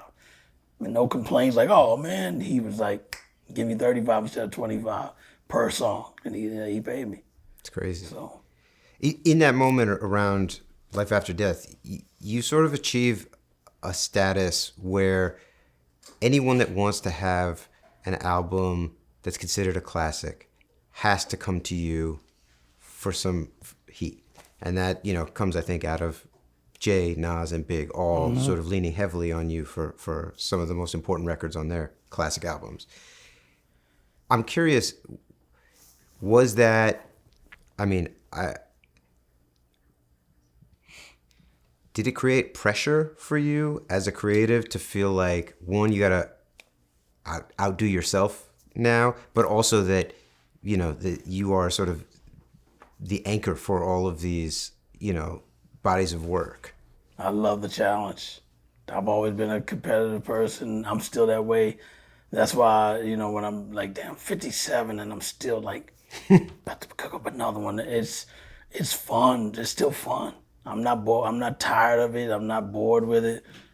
Culturally, I'm just so deep into it now. I have a child who likes the newer generation stuff. He loves Ice Spice and he likes the Kid Leroy and he loves ASAP Rocky, ASAP Ferg. He likes so many things. But and I like keeping up with what he's into. But even if he didn't exist with that part of the music side, I'm still running across it because I like to know what's popping in the new generation. He loves Jack Harlow. It's crazy because I'm driving in the car going, "What's popping?" And we're singing it together. It's so ill that even his generation, I could sing along with him, but I also put him on to what I do. He used to walk up to Bad Name. He used to walk up to the Wave Gods, to play baseball, and listen to my songs, my steez, stuff he wasn't even around for. So it's just dope to, I've heard so many people say, "Oh, I don't need to keep up with the young kids. We're different now." You got to keep up, always keep up. That doesn't mean you have to do it that style, but definitely know what's happening and being, especially in the culture. This is hip hop culture. Know these new cats, young and old, and vice versa. They should know about Run DMC, the history of the Cold Crush Brothers. They should have all seen Wild Style and Breaking and Crush Groove and Beat Street, and they should all see the Boys in the Hood, Menace to Society, Juice, uh, um, South Central. So many movies, and they should know the Mac. That's way back, but a lot of the words and things like that, even the education of Sonny Carson, all this stuff comes from, even when you listen to lyrics of the past, it was from what we were educated on, and you're supposed to pass it down. Well, I'm curious about that. I would say like up until when you guys put out the Owners, there's a fairly linear continuity in the sounds of hip hop, and coming from '88 through 2003 with when Hove and 50 are on top. Right. In the 6 to 8 years after that, the center of hip hop moves to Atlanta. Sounds start to shift. You were obviously in your late 30s, early 40s around that time. Did your relationship with the music go through any ups and downs or any changes in that time? Not at all. We kept still doing how we do it. Because I'm a fan of music anyway, so I'm like, if we supported you in what you do and we're fans, keep feeding us stuff that we love. And because there's a lot of groups that just started coming with stuff, I'm like, oh, this ain't hot. And you're disappointed. And I want you to anticipate that the next thing that we deliver is going to be still what you expect from us. Yeah, like we said, it updates, but still it sounds like us. I feel like you still got to sound like you. Absolutely. And well, I mean, I don't know if we played like a flashcard game and I had, word association, DJ Premier, integrity is sort of, I think, the number one word. The word that people associate with integrity based. To that point, I am curious also, there's a point where a lot of the producers who were your peers in that early to mid 90s era moved away from samples. And I think part of it was, financial, realizing how they were getting hit up for, clearances. Mm-hmm. And then some of them were just experimenting with live instrumentation. And you always stayed with the records. Was there ever a moment that you contemplated that? Or do you even, when you make records, do you think about the economics of it at all? Yeah, I do now because it's changed a lot now with all this technology. They can Shazam everything. They can just know what it is, which makes me going back into disguise mode. But I also clear samples. I'm dealing with clearing a sample right now, and the sample is not from a really big record, but that was popular. But it's on a major label that everybody knows. and they gave us a good number on it. But then they're like, "Hey, I hear Jay-Z sitting the scratch." It's like I've never cleared scratches. I Oh, never have. Obviously with the Crack Commandments because of the Chuck D thing, but that one made sense based on I warned big.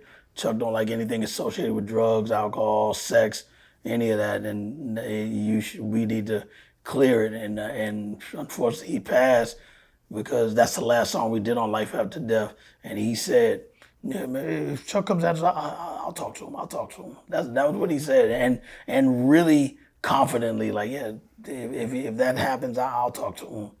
He passed, so caused a conflict. Me and Chuck worked through it, and we're good now. And that's my brother. But I'm dealing, like I said, I'm dealing with clearing samples now, where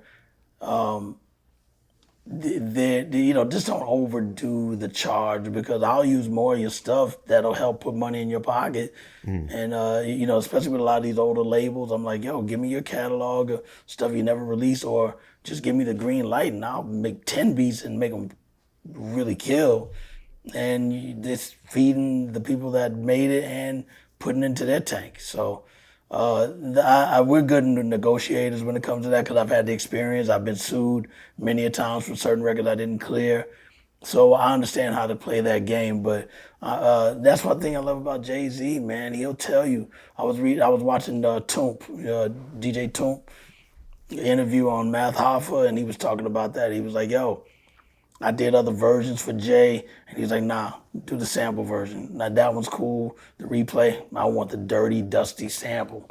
He said, I'll pay for it. And that's what I love. Jay Blueprint was a very, very, he sample, and that's what he wanted.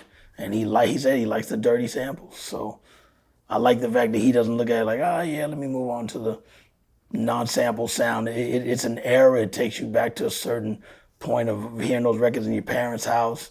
I saw Jay say, my dad had his name on certain albums, my mom had her name on certain albums. That's how it was. My mom's had Pearl Martin, my sisters had Deborah Martin, my other sisters had Andrea Martin, mine said Chris Martin, then DJ Chris.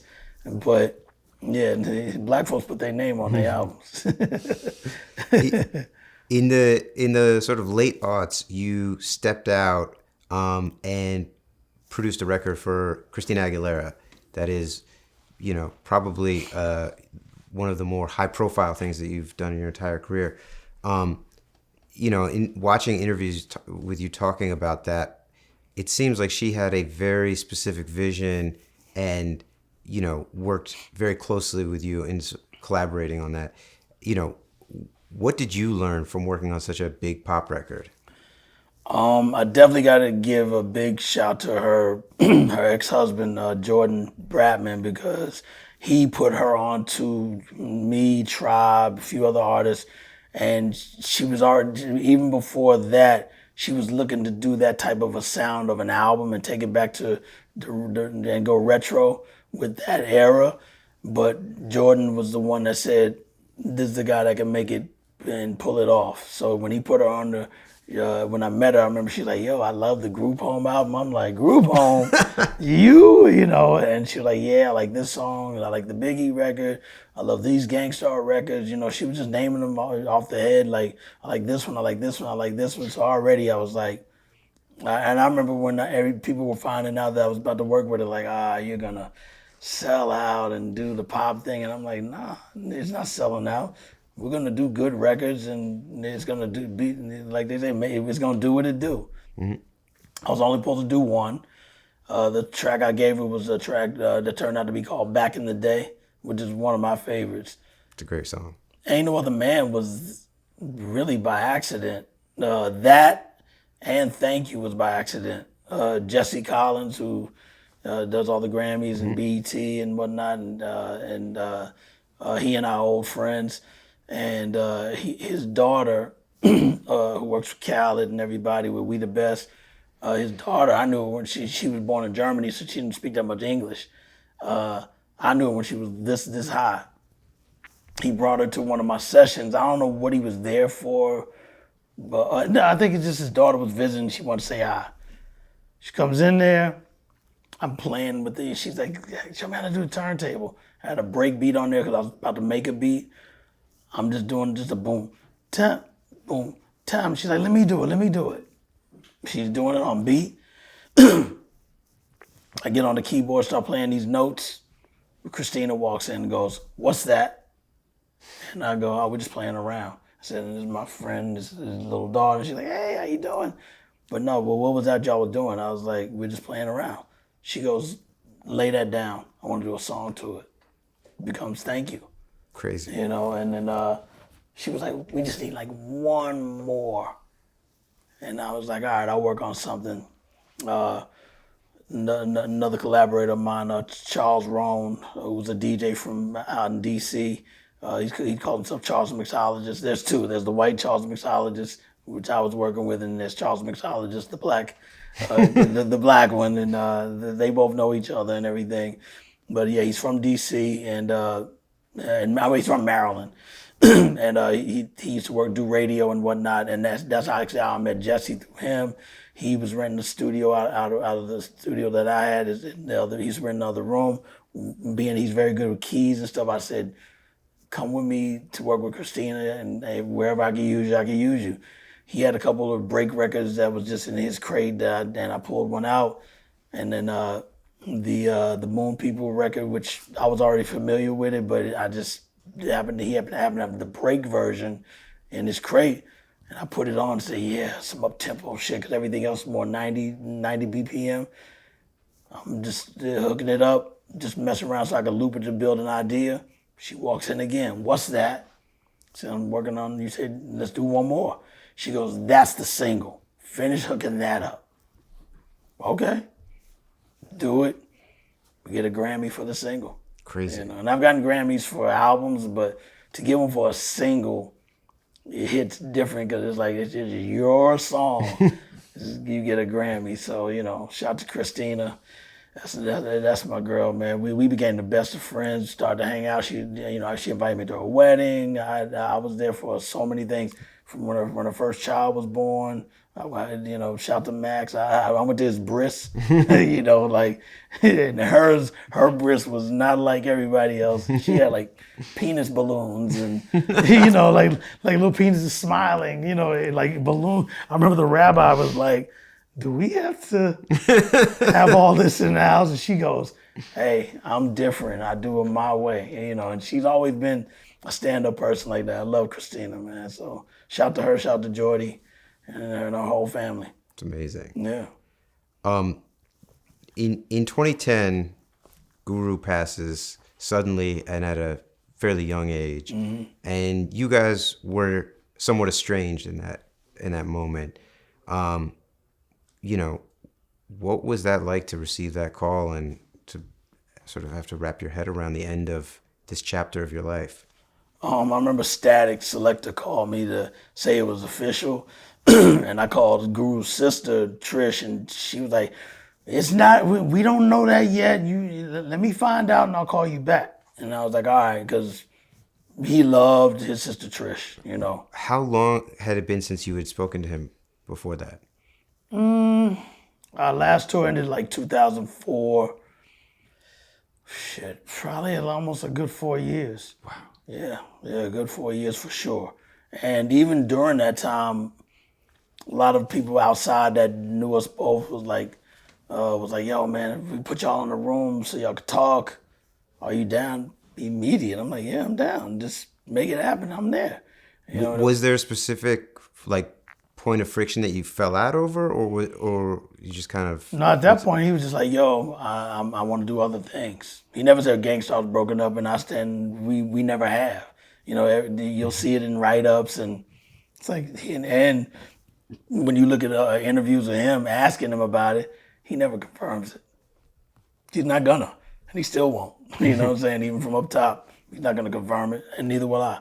But when it comes to him just saying, I want to do other things, all right, cool. We can always, look, it took 4 years to reunite to do Daily Operation. Look how well that did.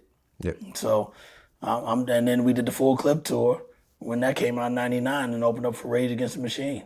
That was an amazing tour, to open up for them. And then we go on the Owners tour. So, which is like another, 99 and almost 3 more years later. So, It was always the same old thing, but he wanted to go, and that not just me. He was away from everyone, except for his son. But So the whole Gang Starr Foundation, all of that was kind of. it was just crickets, no communication with anybody, and we thought it was weird. We thought it was strange.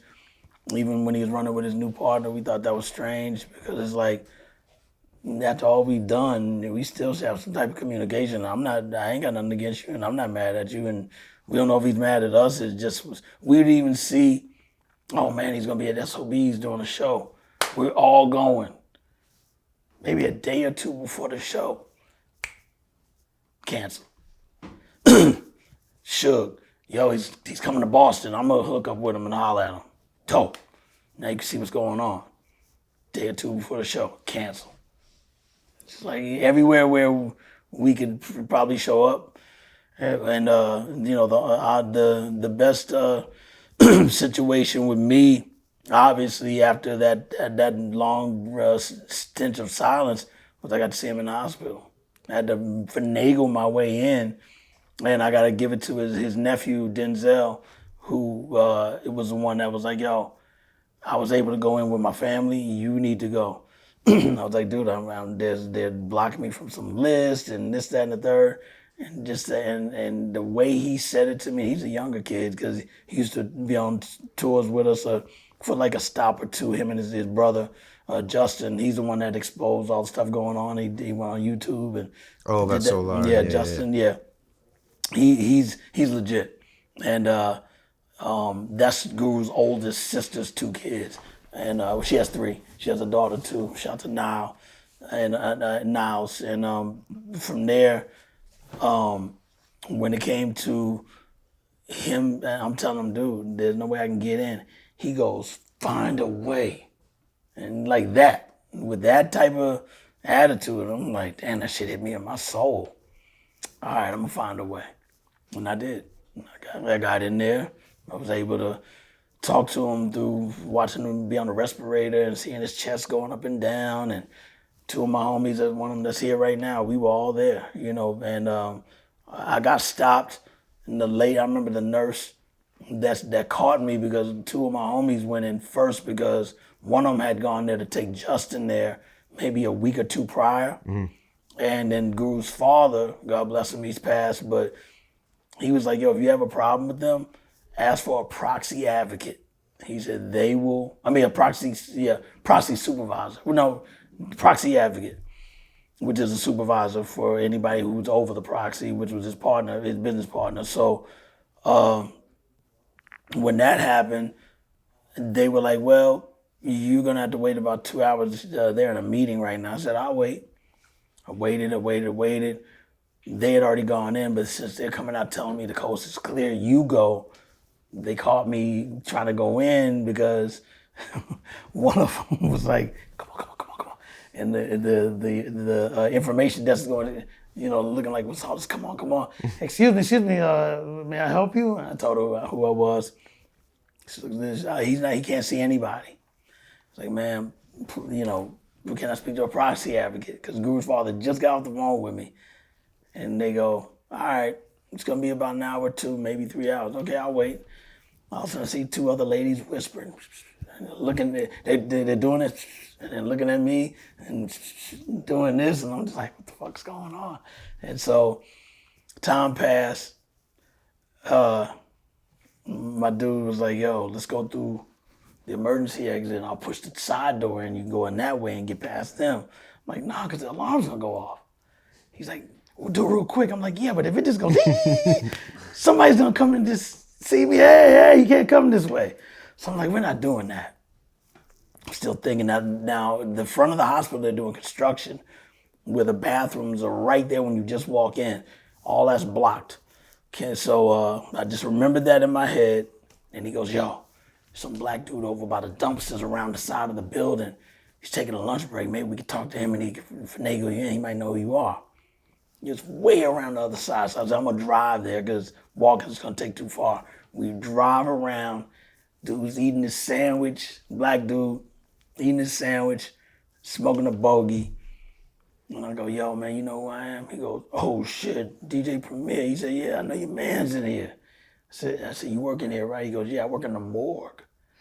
I was like, yo, can you get me in there? He goes, one condition. He said, you gotta listen to my demo tape. I said, motherfucker, I'll sign you right now. Get me in there. He goes, all right, well, I gotta figure it out because the morgue, we got a lot of bodies coming in right now and it's a busy day. If I cut you through there and then get you into where he's at, I gotta figure it out. He said, just give me like 15 minutes. I said, all right. I post up, I'm like, yeah, I'm gonna get in there. 15 minutes pass, I'm starting to get frustrated. 20 minutes pass, like, this dude ain't coming back. He's like, yeah, he might come back. 25 minutes, I'm like, yo. And once it hit 30 mark, if he don't come, I'm gonna figure out another way. Cause I'm still thinking of Denzel going, find a way, so boom, he doesn't come back after 30-minute mark. I drop back to the front and now I do have to go to the bathroom. I tell now this is what helped me get in there. Right when I'm going in, it's starting to be a little more busy, but that lady still knows my face and she's already watching me like a hawk. And you got to get past her to get to the elevators. And there's no way you can do it without her seeing you. Right when I'm about to tell her, ma'am, I really got to use the bathroom and they're doing construction, those are off. She goes, I know. She goes, look, I'm going to let you go in behind me and there's one way down the hall by the gift shop. She says, the gift shop when you get behind me and then you go all the way down, I'm going to time you. You better be back in like 5-10 minutes or I'm calling the police. All right. Boom.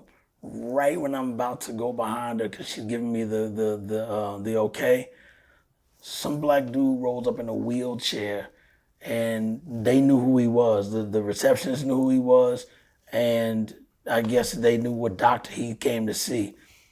He just came out of nowhere and goes, I'm tired of this shit. I want to see my fucking doctor.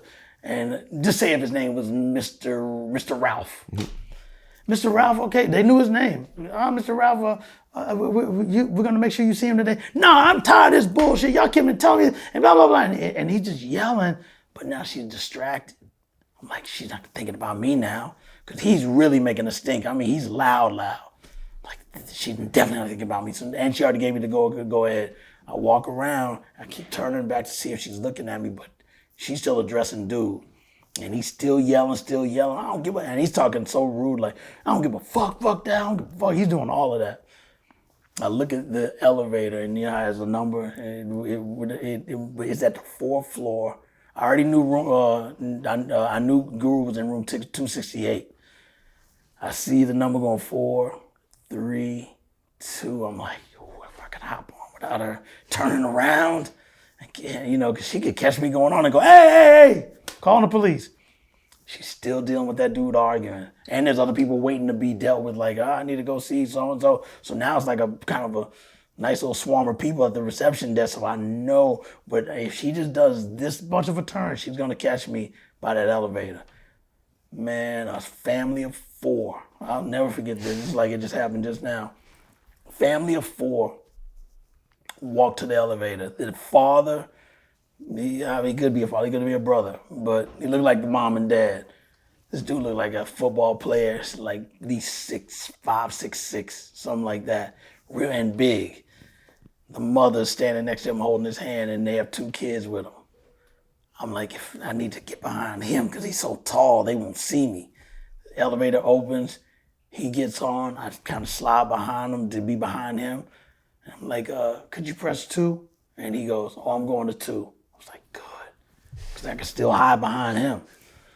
We get to the 2nd floor. I remember Denzel said, you're going to go through these double doors, you're going to make a right, and it's going to be on the left. Like I'm thinking the whole, because I don't know where to go once I get there. I got to find 268.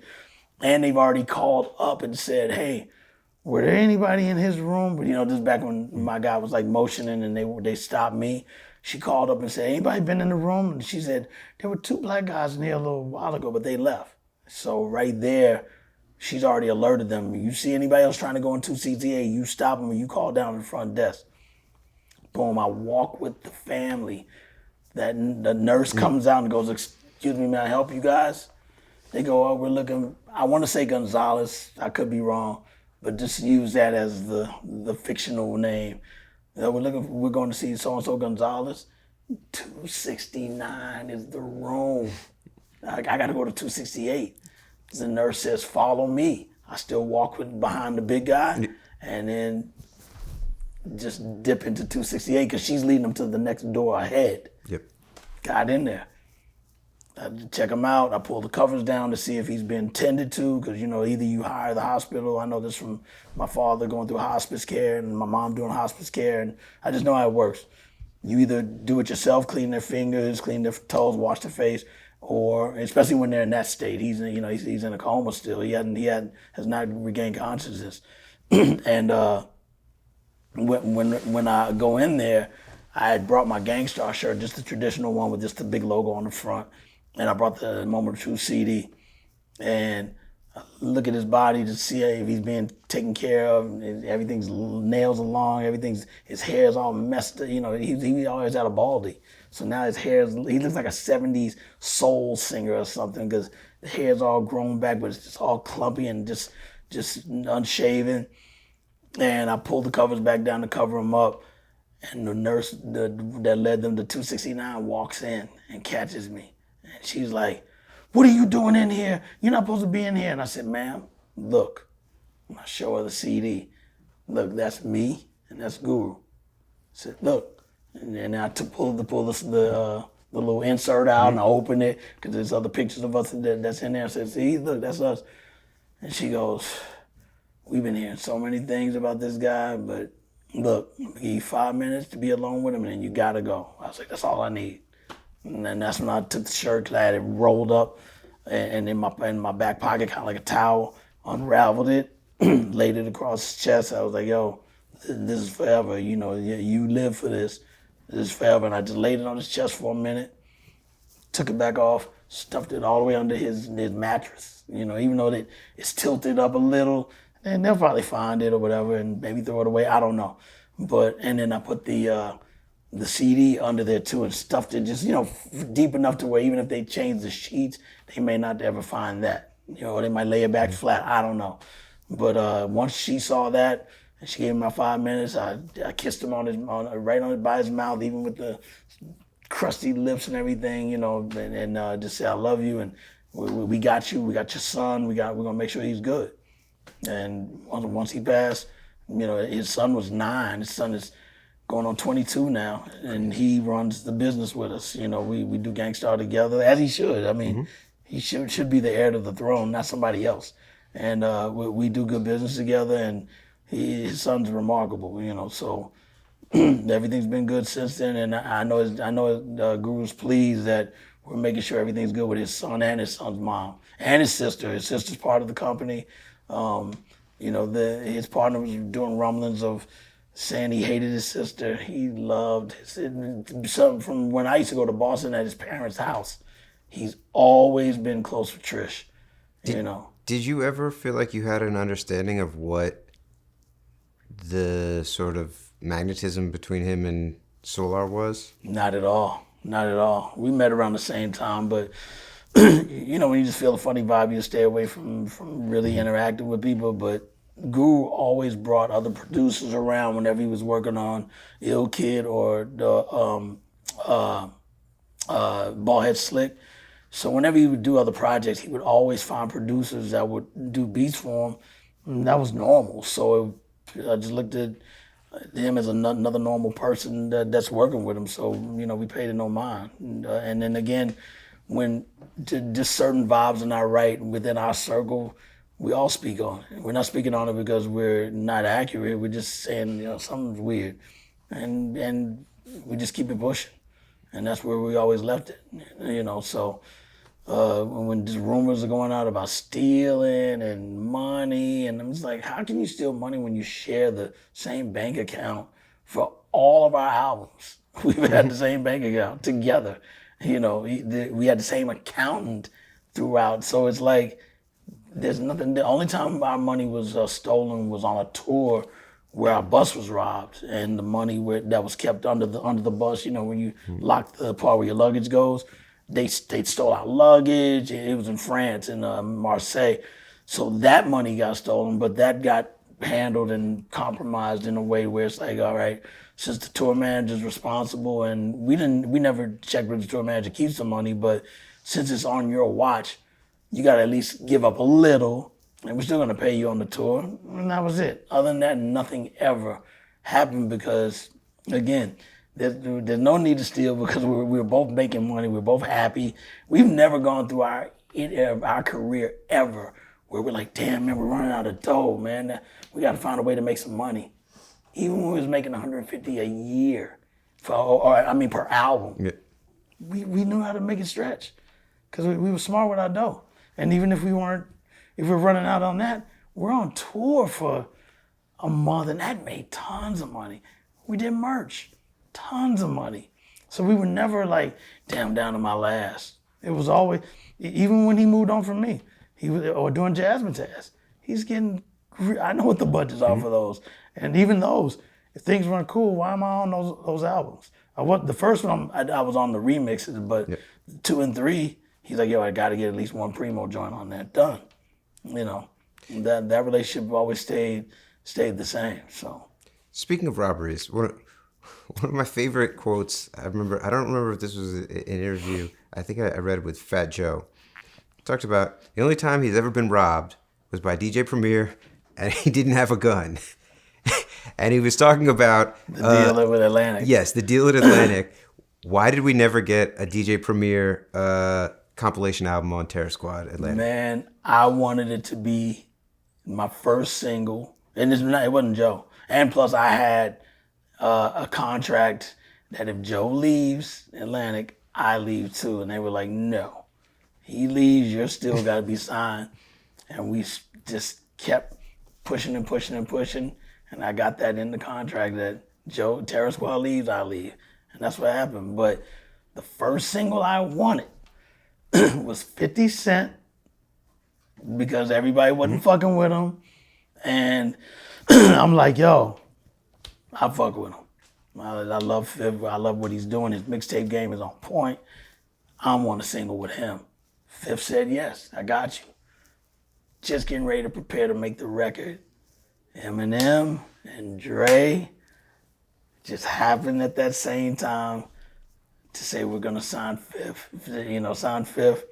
And I even got on the phone with Dre, like, Dre, this was already something that was in the works. He goes, Preem, I love you. Even if maybe down the line, but anything he's doing with features outside of what we're about to do with this Get Rich or Die Trying album, everything stops. And I was like, all right. And I didn't even get mad about it. But that was going to be my first single, and it was going to jump off, So I had a single I wanted to do with T.I. and Trick Daddy. They were very, very high level. They still are, but, just at that time, they were running things. They were also, through the Atlantic system. Yep. So I'm already like, anybody can get through that system. Shout out to Craig Kalman. We were in the process of getting all that to happen. And then when it got to where Joe was about to leave, I'm like, well, everything comes with me, and I took it with me. So I guess, and he gave me a very, very nice check and took care of my team. So I guess that's what he's referring to. What up, Crack? So, a few years after Guru passes, you form a new group with Royce. And I was always curious, you obviously had worked with Royce for 12, 13 years at that point, off and on many projects of his. What was it that inspired you to not produce an entire Royce album, but instead to form a group with Royce? I know you know Mike Haran. Of course. Mike had pitched this idea. It was during them working on Slaughterhouse, but they were, in fact, it was taking so long. During that time while it's taking so long to get all that process done, Mike had pitched, why don't y'all, he was handling Adrian Young at the time, I guess, on the side, and he was like, how about y'all do a project like a quick EP where you use Adrian Young's sound you can't sample no other records, just Adrian Young's music, and make a quick EP of Slaughterhouse.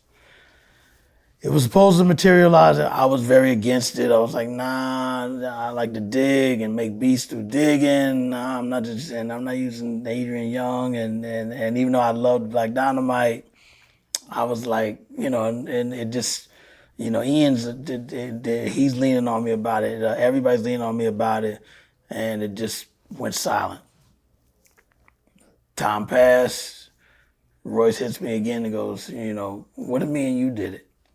And I was like, well, let me get in touch with Adrian. And we got in touch. He gave me all his catalog. I started listening to stuff because Adrian was like, I'm going to give you all the stems so you can just pick instruments. And I was like, nah, I want the way your songs were so that I could do it like if I'm sampling a record I dug and found. So it wasn't stems. So you were listening to basically Yeah, 2-track. just a 2-track. And just put them in, my Serato and started cue pointing pieces, playing around with it to see if it even sounds like I can make a beat.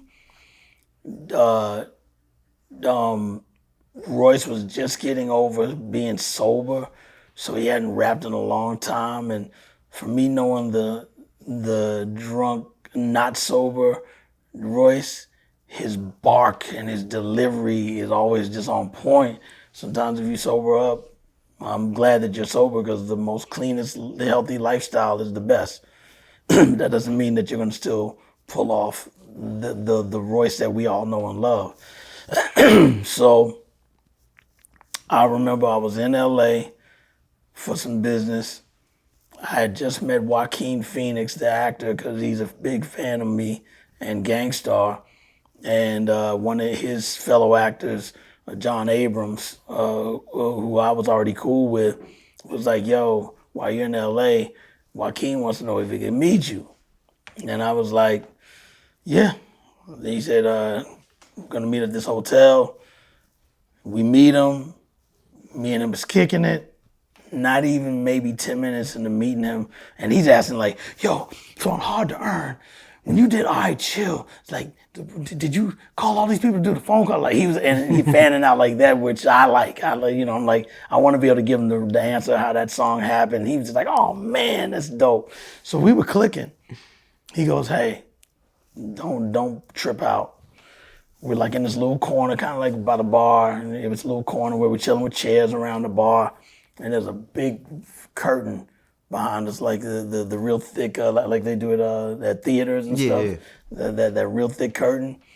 He goes, don't trip out, but there's somebody behind that curtain that says they know you really well, and that she used to do one of the dopest hip hop spots in New York. Yeah, she's behind that curtain. He said, yeah. He said, open the curtain. She opens the curtain. It's Amanda Demi. She was Amanda Shear back in the 90s. And she used to throw an event called Car Wash on Mondays. And it was always just raw hip hop, pure raw hip hop. We went every week like clockwork. It was at a venue called Quando. I haven't seen her in Udine, and I know she was married to Ted Demi, who created Yo MTV Raps. I knew Ted. We're hugging, and Joaquin's looking like, wow, they really do know each other. She's telling the truth. And I said, yeah, she had the hottest hip hop spot in New York. And he's like, because they know her outside of that. So when she's saying I used to run the hottest spot, they're like, get out of here. I confirmed it. So what do you do now? She goes, I'm a photographer. She goes, I gotta show you my stuff. It's real wicked. She starts showing me all her stuff. And I'm like, yo, this shit is bugged out. Damn, you got some really bugged out stuff. She goes, what are you working on? I said, me and Royce is doing this project. It's going to be called DJ Premier and Royce 5. Now, we're not prime yet. And she's like, you should let me do the pictures for y'all. I'm like, with all these weird-ass pictures? I said, I got to look like some hip-hop shit, hats and the whole hip-hop thing. She goes, nah, it should be art and let me do something creative. I was like, I'll introduce you to Royce, whenever we get to that point. And then we ended it there. We all hung out, drank, and chilled. The next day, we were about to fly back, but we had to leave at least about 6 a.m. to go back to LA, me, Ian, and Keeb. And I'm packing my stuff. Now, I haven't heard anything from Prime yet. I had already made 3 beats I gave him. And he said, I'm going to work on them and let you hear what I did, see if you like where I'm going, because I haven't rapped in so long. And you tell me if I still sound like Royce. All right, cool. I'm getting ready to pack my last little things in my bag, and Joaquin and John, he text me and go, yo, this one had a BlackBerry. So that's how far back we're going, 2014.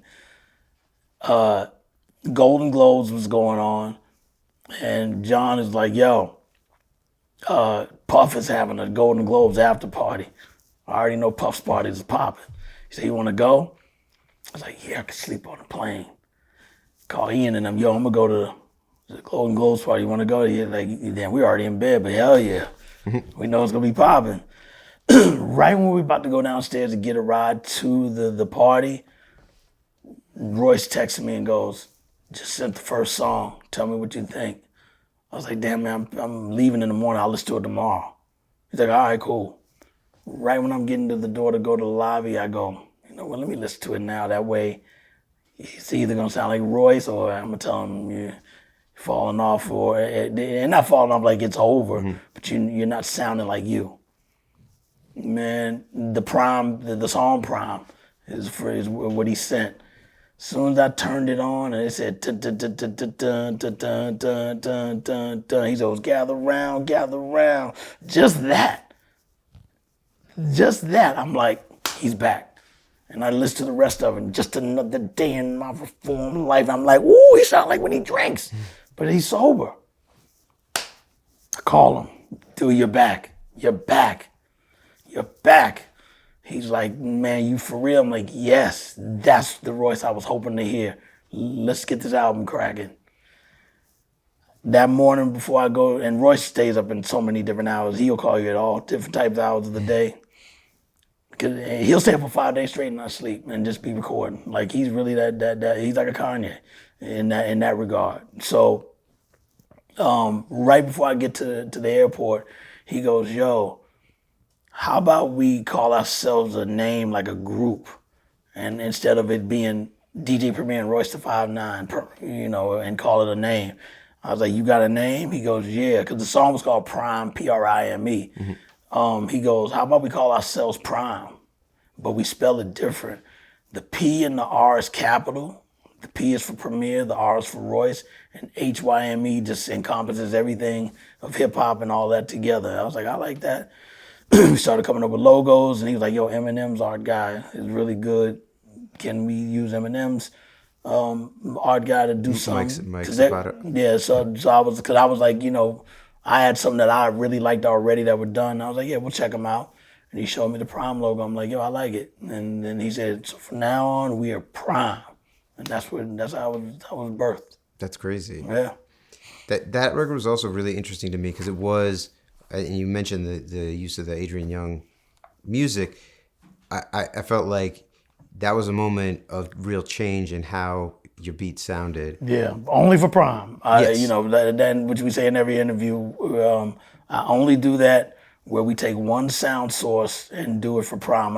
Anything outside of that, I'm back to digging and sampling and all that stuff. But that's how that came about. And then with Prime 2, we were going to use Adrian again, but we didn't have enough catalog to really take it where I wanted to take it.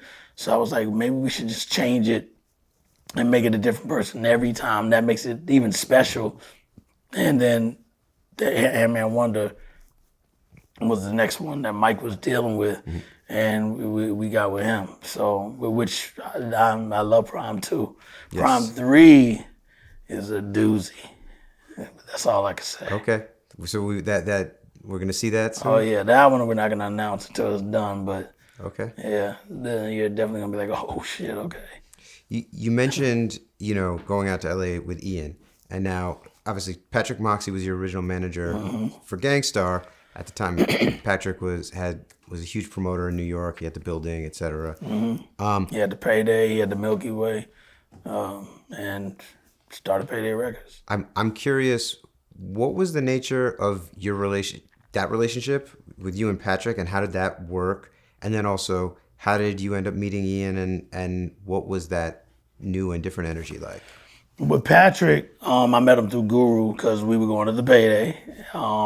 He was like, yeah, it moves to a different location, and it's almost secretive, like, where it's like, yo, next Friday the Payday's gonna be here, here's the flyer.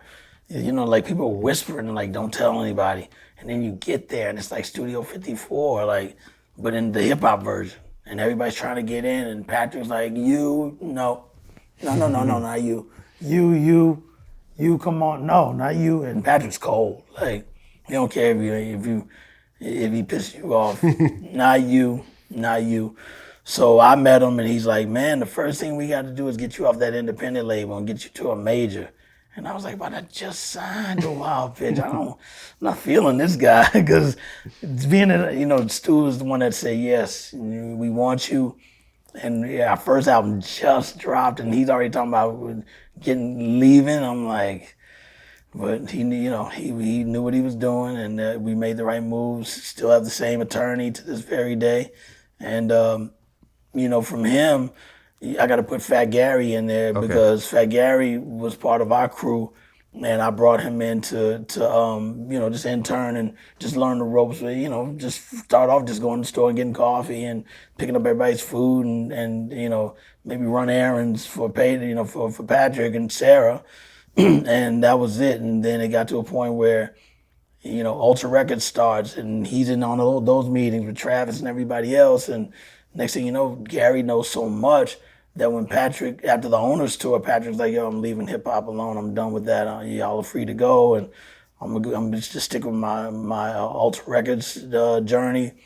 And I didn't have any management. I was with Fuerte for just a brief time, which was Faith Newman and Rich Isaacson, who used to be at Loud Records with Steve Rifkin. It was short-lived, and I said, if you're going to be my manager, I got to bring Gary because I don't want to leave him stuck. We had been through a life and death situation before, and he was front line with me, so I always have a certain just special love for him because of that, where I'm like, yo, I always got you. He was like, yo, if you're going to move on, can I manage you until you find somebody else? I thought it was just going to be brief, but it turned into years, more from at least 2004 for almost 10 years. Crazy. To 2014. And he managed me through that time. And Papoose was being managed by Ian, and he was inquiring about me, and Papoose was like, yo, can you ever sit down with Ian? And a couple bumps in the road where I was like, you're young and you don't really know enough about me to manage me. You got to do your homework on me. He's like, yo, I'll learn. And I was like, all right, well, let me think about it. But right now the answer is no. Time passed. Papoose hits me again, yo, Ian wants another sit down. I'm like, no, Pap, he don't know me. I can't have a conversation about him. He's like, just do it for me, holler at him. Holler at him again. I'm like, dude, I told you don't know that much about me. I want you to know my history if you're gonna manage me. He goes, I told you I could learn. I can catch up. Still the answer is no. Maybe around third time, it could be even four. Paps hits me again, yo. He wants to know if he can holler at you again. I'm like, sit down with him. He told me like four really things I'm not gonna even say in this interview, but they hit dead on to what made me go, you know what? And he was 26 at the time. I'm way ahead. Everything he said on why he should be able to manage me, I was like, all right, work for me for a year for free. He said, all right, done. He said, but I need an advance so I can move around. I'm like, how much? He said, 10K. I'm like, get the fuck out of here. I'm not giving you no 10K. Next day I gave it to him. And he said, what do you want to do? I said, I want to do this, I want to do this, I want to do this, I want to do this. A couple of days later, he's like, yo, we're going to LA, going to sit with Warner Brothers, we're going to go sit with this person, we're going to Universal. I'm just like, dang, you got all that looked up already? He's like, yeah. And that's when it started. We're going to do writing sessions in Europe. And we're going to hook up with Ed Sheeran. And, I didn't even know who Ed Sheeran was. I'm like, who's Ed Sheeran? And they invited us to a concert from a group called Rizzle Kicks that were friends with Ed Sheeran. And they're like, yeah, come to the show. We're opening up at the Garden. I was like, you mean the theater at the Garden? He said, no, Madison Square Garden. I said, Ed Sheeran with the guitar? He said, yeah, sold out. This is the third night. He sold out 3 nights with just a guitar. Does he have a band? He goes, no. He just loops stuff. And he said, well, come see it. I go there and watch him do his thing. I'm like, yo, I became an Ed Sheeran fan. after that, me and him in the studio making demos together, making songs, and just became real cool. You know, me and I just spoke to him a little while ago. You know, he's a super cool dude, and it just changed the whole dynamic of where we were going at that point. And Ian he just got better and better and better and better and better with just his his whole focus of what I needed from him. Because I said, I don't want you in circles talking about me and you don't know enough. And then they're kind of looking at you like, damn, you mad, Jimmy? You don't know this and this. But he really did catch up. And from that point, we became, formed a partnership in business and everything. And, he does his thing. And so I definitely applaud him for how far he's come. He definitely paid his dues. What is the hardest part of managing DJ Premier? The hardest part of managing me is because I have my way that worked for me for 30 years plus. And that still has to be factored in when anything's brought to me. I think I should be handled a certain way because the mileage is written on the walls, is in every stone, chiseled in. You can't unchisel it. The plaques are everywhere. I was just telling the guy that was doing some maintenance here a couple of days ago. He's like, man, you got a lot of plaques. He said, you got any other ones that you haven't even put up? I said, yeah, I got a Rakim one in the 18th letter in the back room. I got an Eminem plaque for Shady 15 in the other room. And they sent me one of those. Just reached out to Dre about getting the Compton one. If they make one for Drake, I haven't gotten that yet. Ludacris, that I did years ago. Still waiting for that. And D'Angelo, Voodoo. I don't even have Life After Death. And I as a kid, I dreamed of having plaques. So I have enough, but I have about 20 something that I still haven't even received. And for me, that's still it's a big thing for me. I love plaques. I love it. Mike Heron got me one of those Big L plaques. I reviewed the record. Yeah, during the Rockets time. It's the only plaque that I own, but it has my name on it. It's one of the best ones to have, man. My God. And I got, Lord Finesse, man. Big L's mom, we were all together. Not the day that she said it. Big L's mom told Lord Finesse, you're in charge. As long as you're in charge, I'll give you all his tapes there in his closet in his bedroom. Lord Finesse grabbed them all. We all got them. He said, pick whatever one you want to work on, and we're going to work on these, and they're going to work on those. Showbiz going to work on these, and Pete Rock's going to do this one. And we put it together, and pieced it together like a puzzle. And I was like, oh, I hope we can at least sell, do 500,000, get a gold plaque, and it happened. It's crazy. Yeah, but Lord Finesse is who to thank, because Pinky, his mom, she said, you're in charge. And Lord Finesse, if ever anything goes any further than that with moving on with Big L, just let Lord Finesse handle it. He's the most sincere, legit guy. He'll do the right thing. And Big L, be in a movie, whatever, just let Lord Finesse handle it. It'll be flawless. He knows what he's doing, and really, when you look back at it, that's how the whole life of Big L's career jumped, because he liked the way he rhymed when he was at Rocket Wheels. Yep. I mean, the Yes You May remix, right? Yeah. Well, that's what he put him on. Oh, that's what he put him on. But as far as hearing him rhyme, okay. was at Rocket Wheels. Yeah. So that's where they met, and that's when he said, yo. Yeah, his first record, he did the Yes You May, and then Showbiz did The Devil's Son, which wasn't on the album, but it's his first 12-inch once he signed to Columbia. Yep, I got that with the red label. Oh yeah, very, very classic.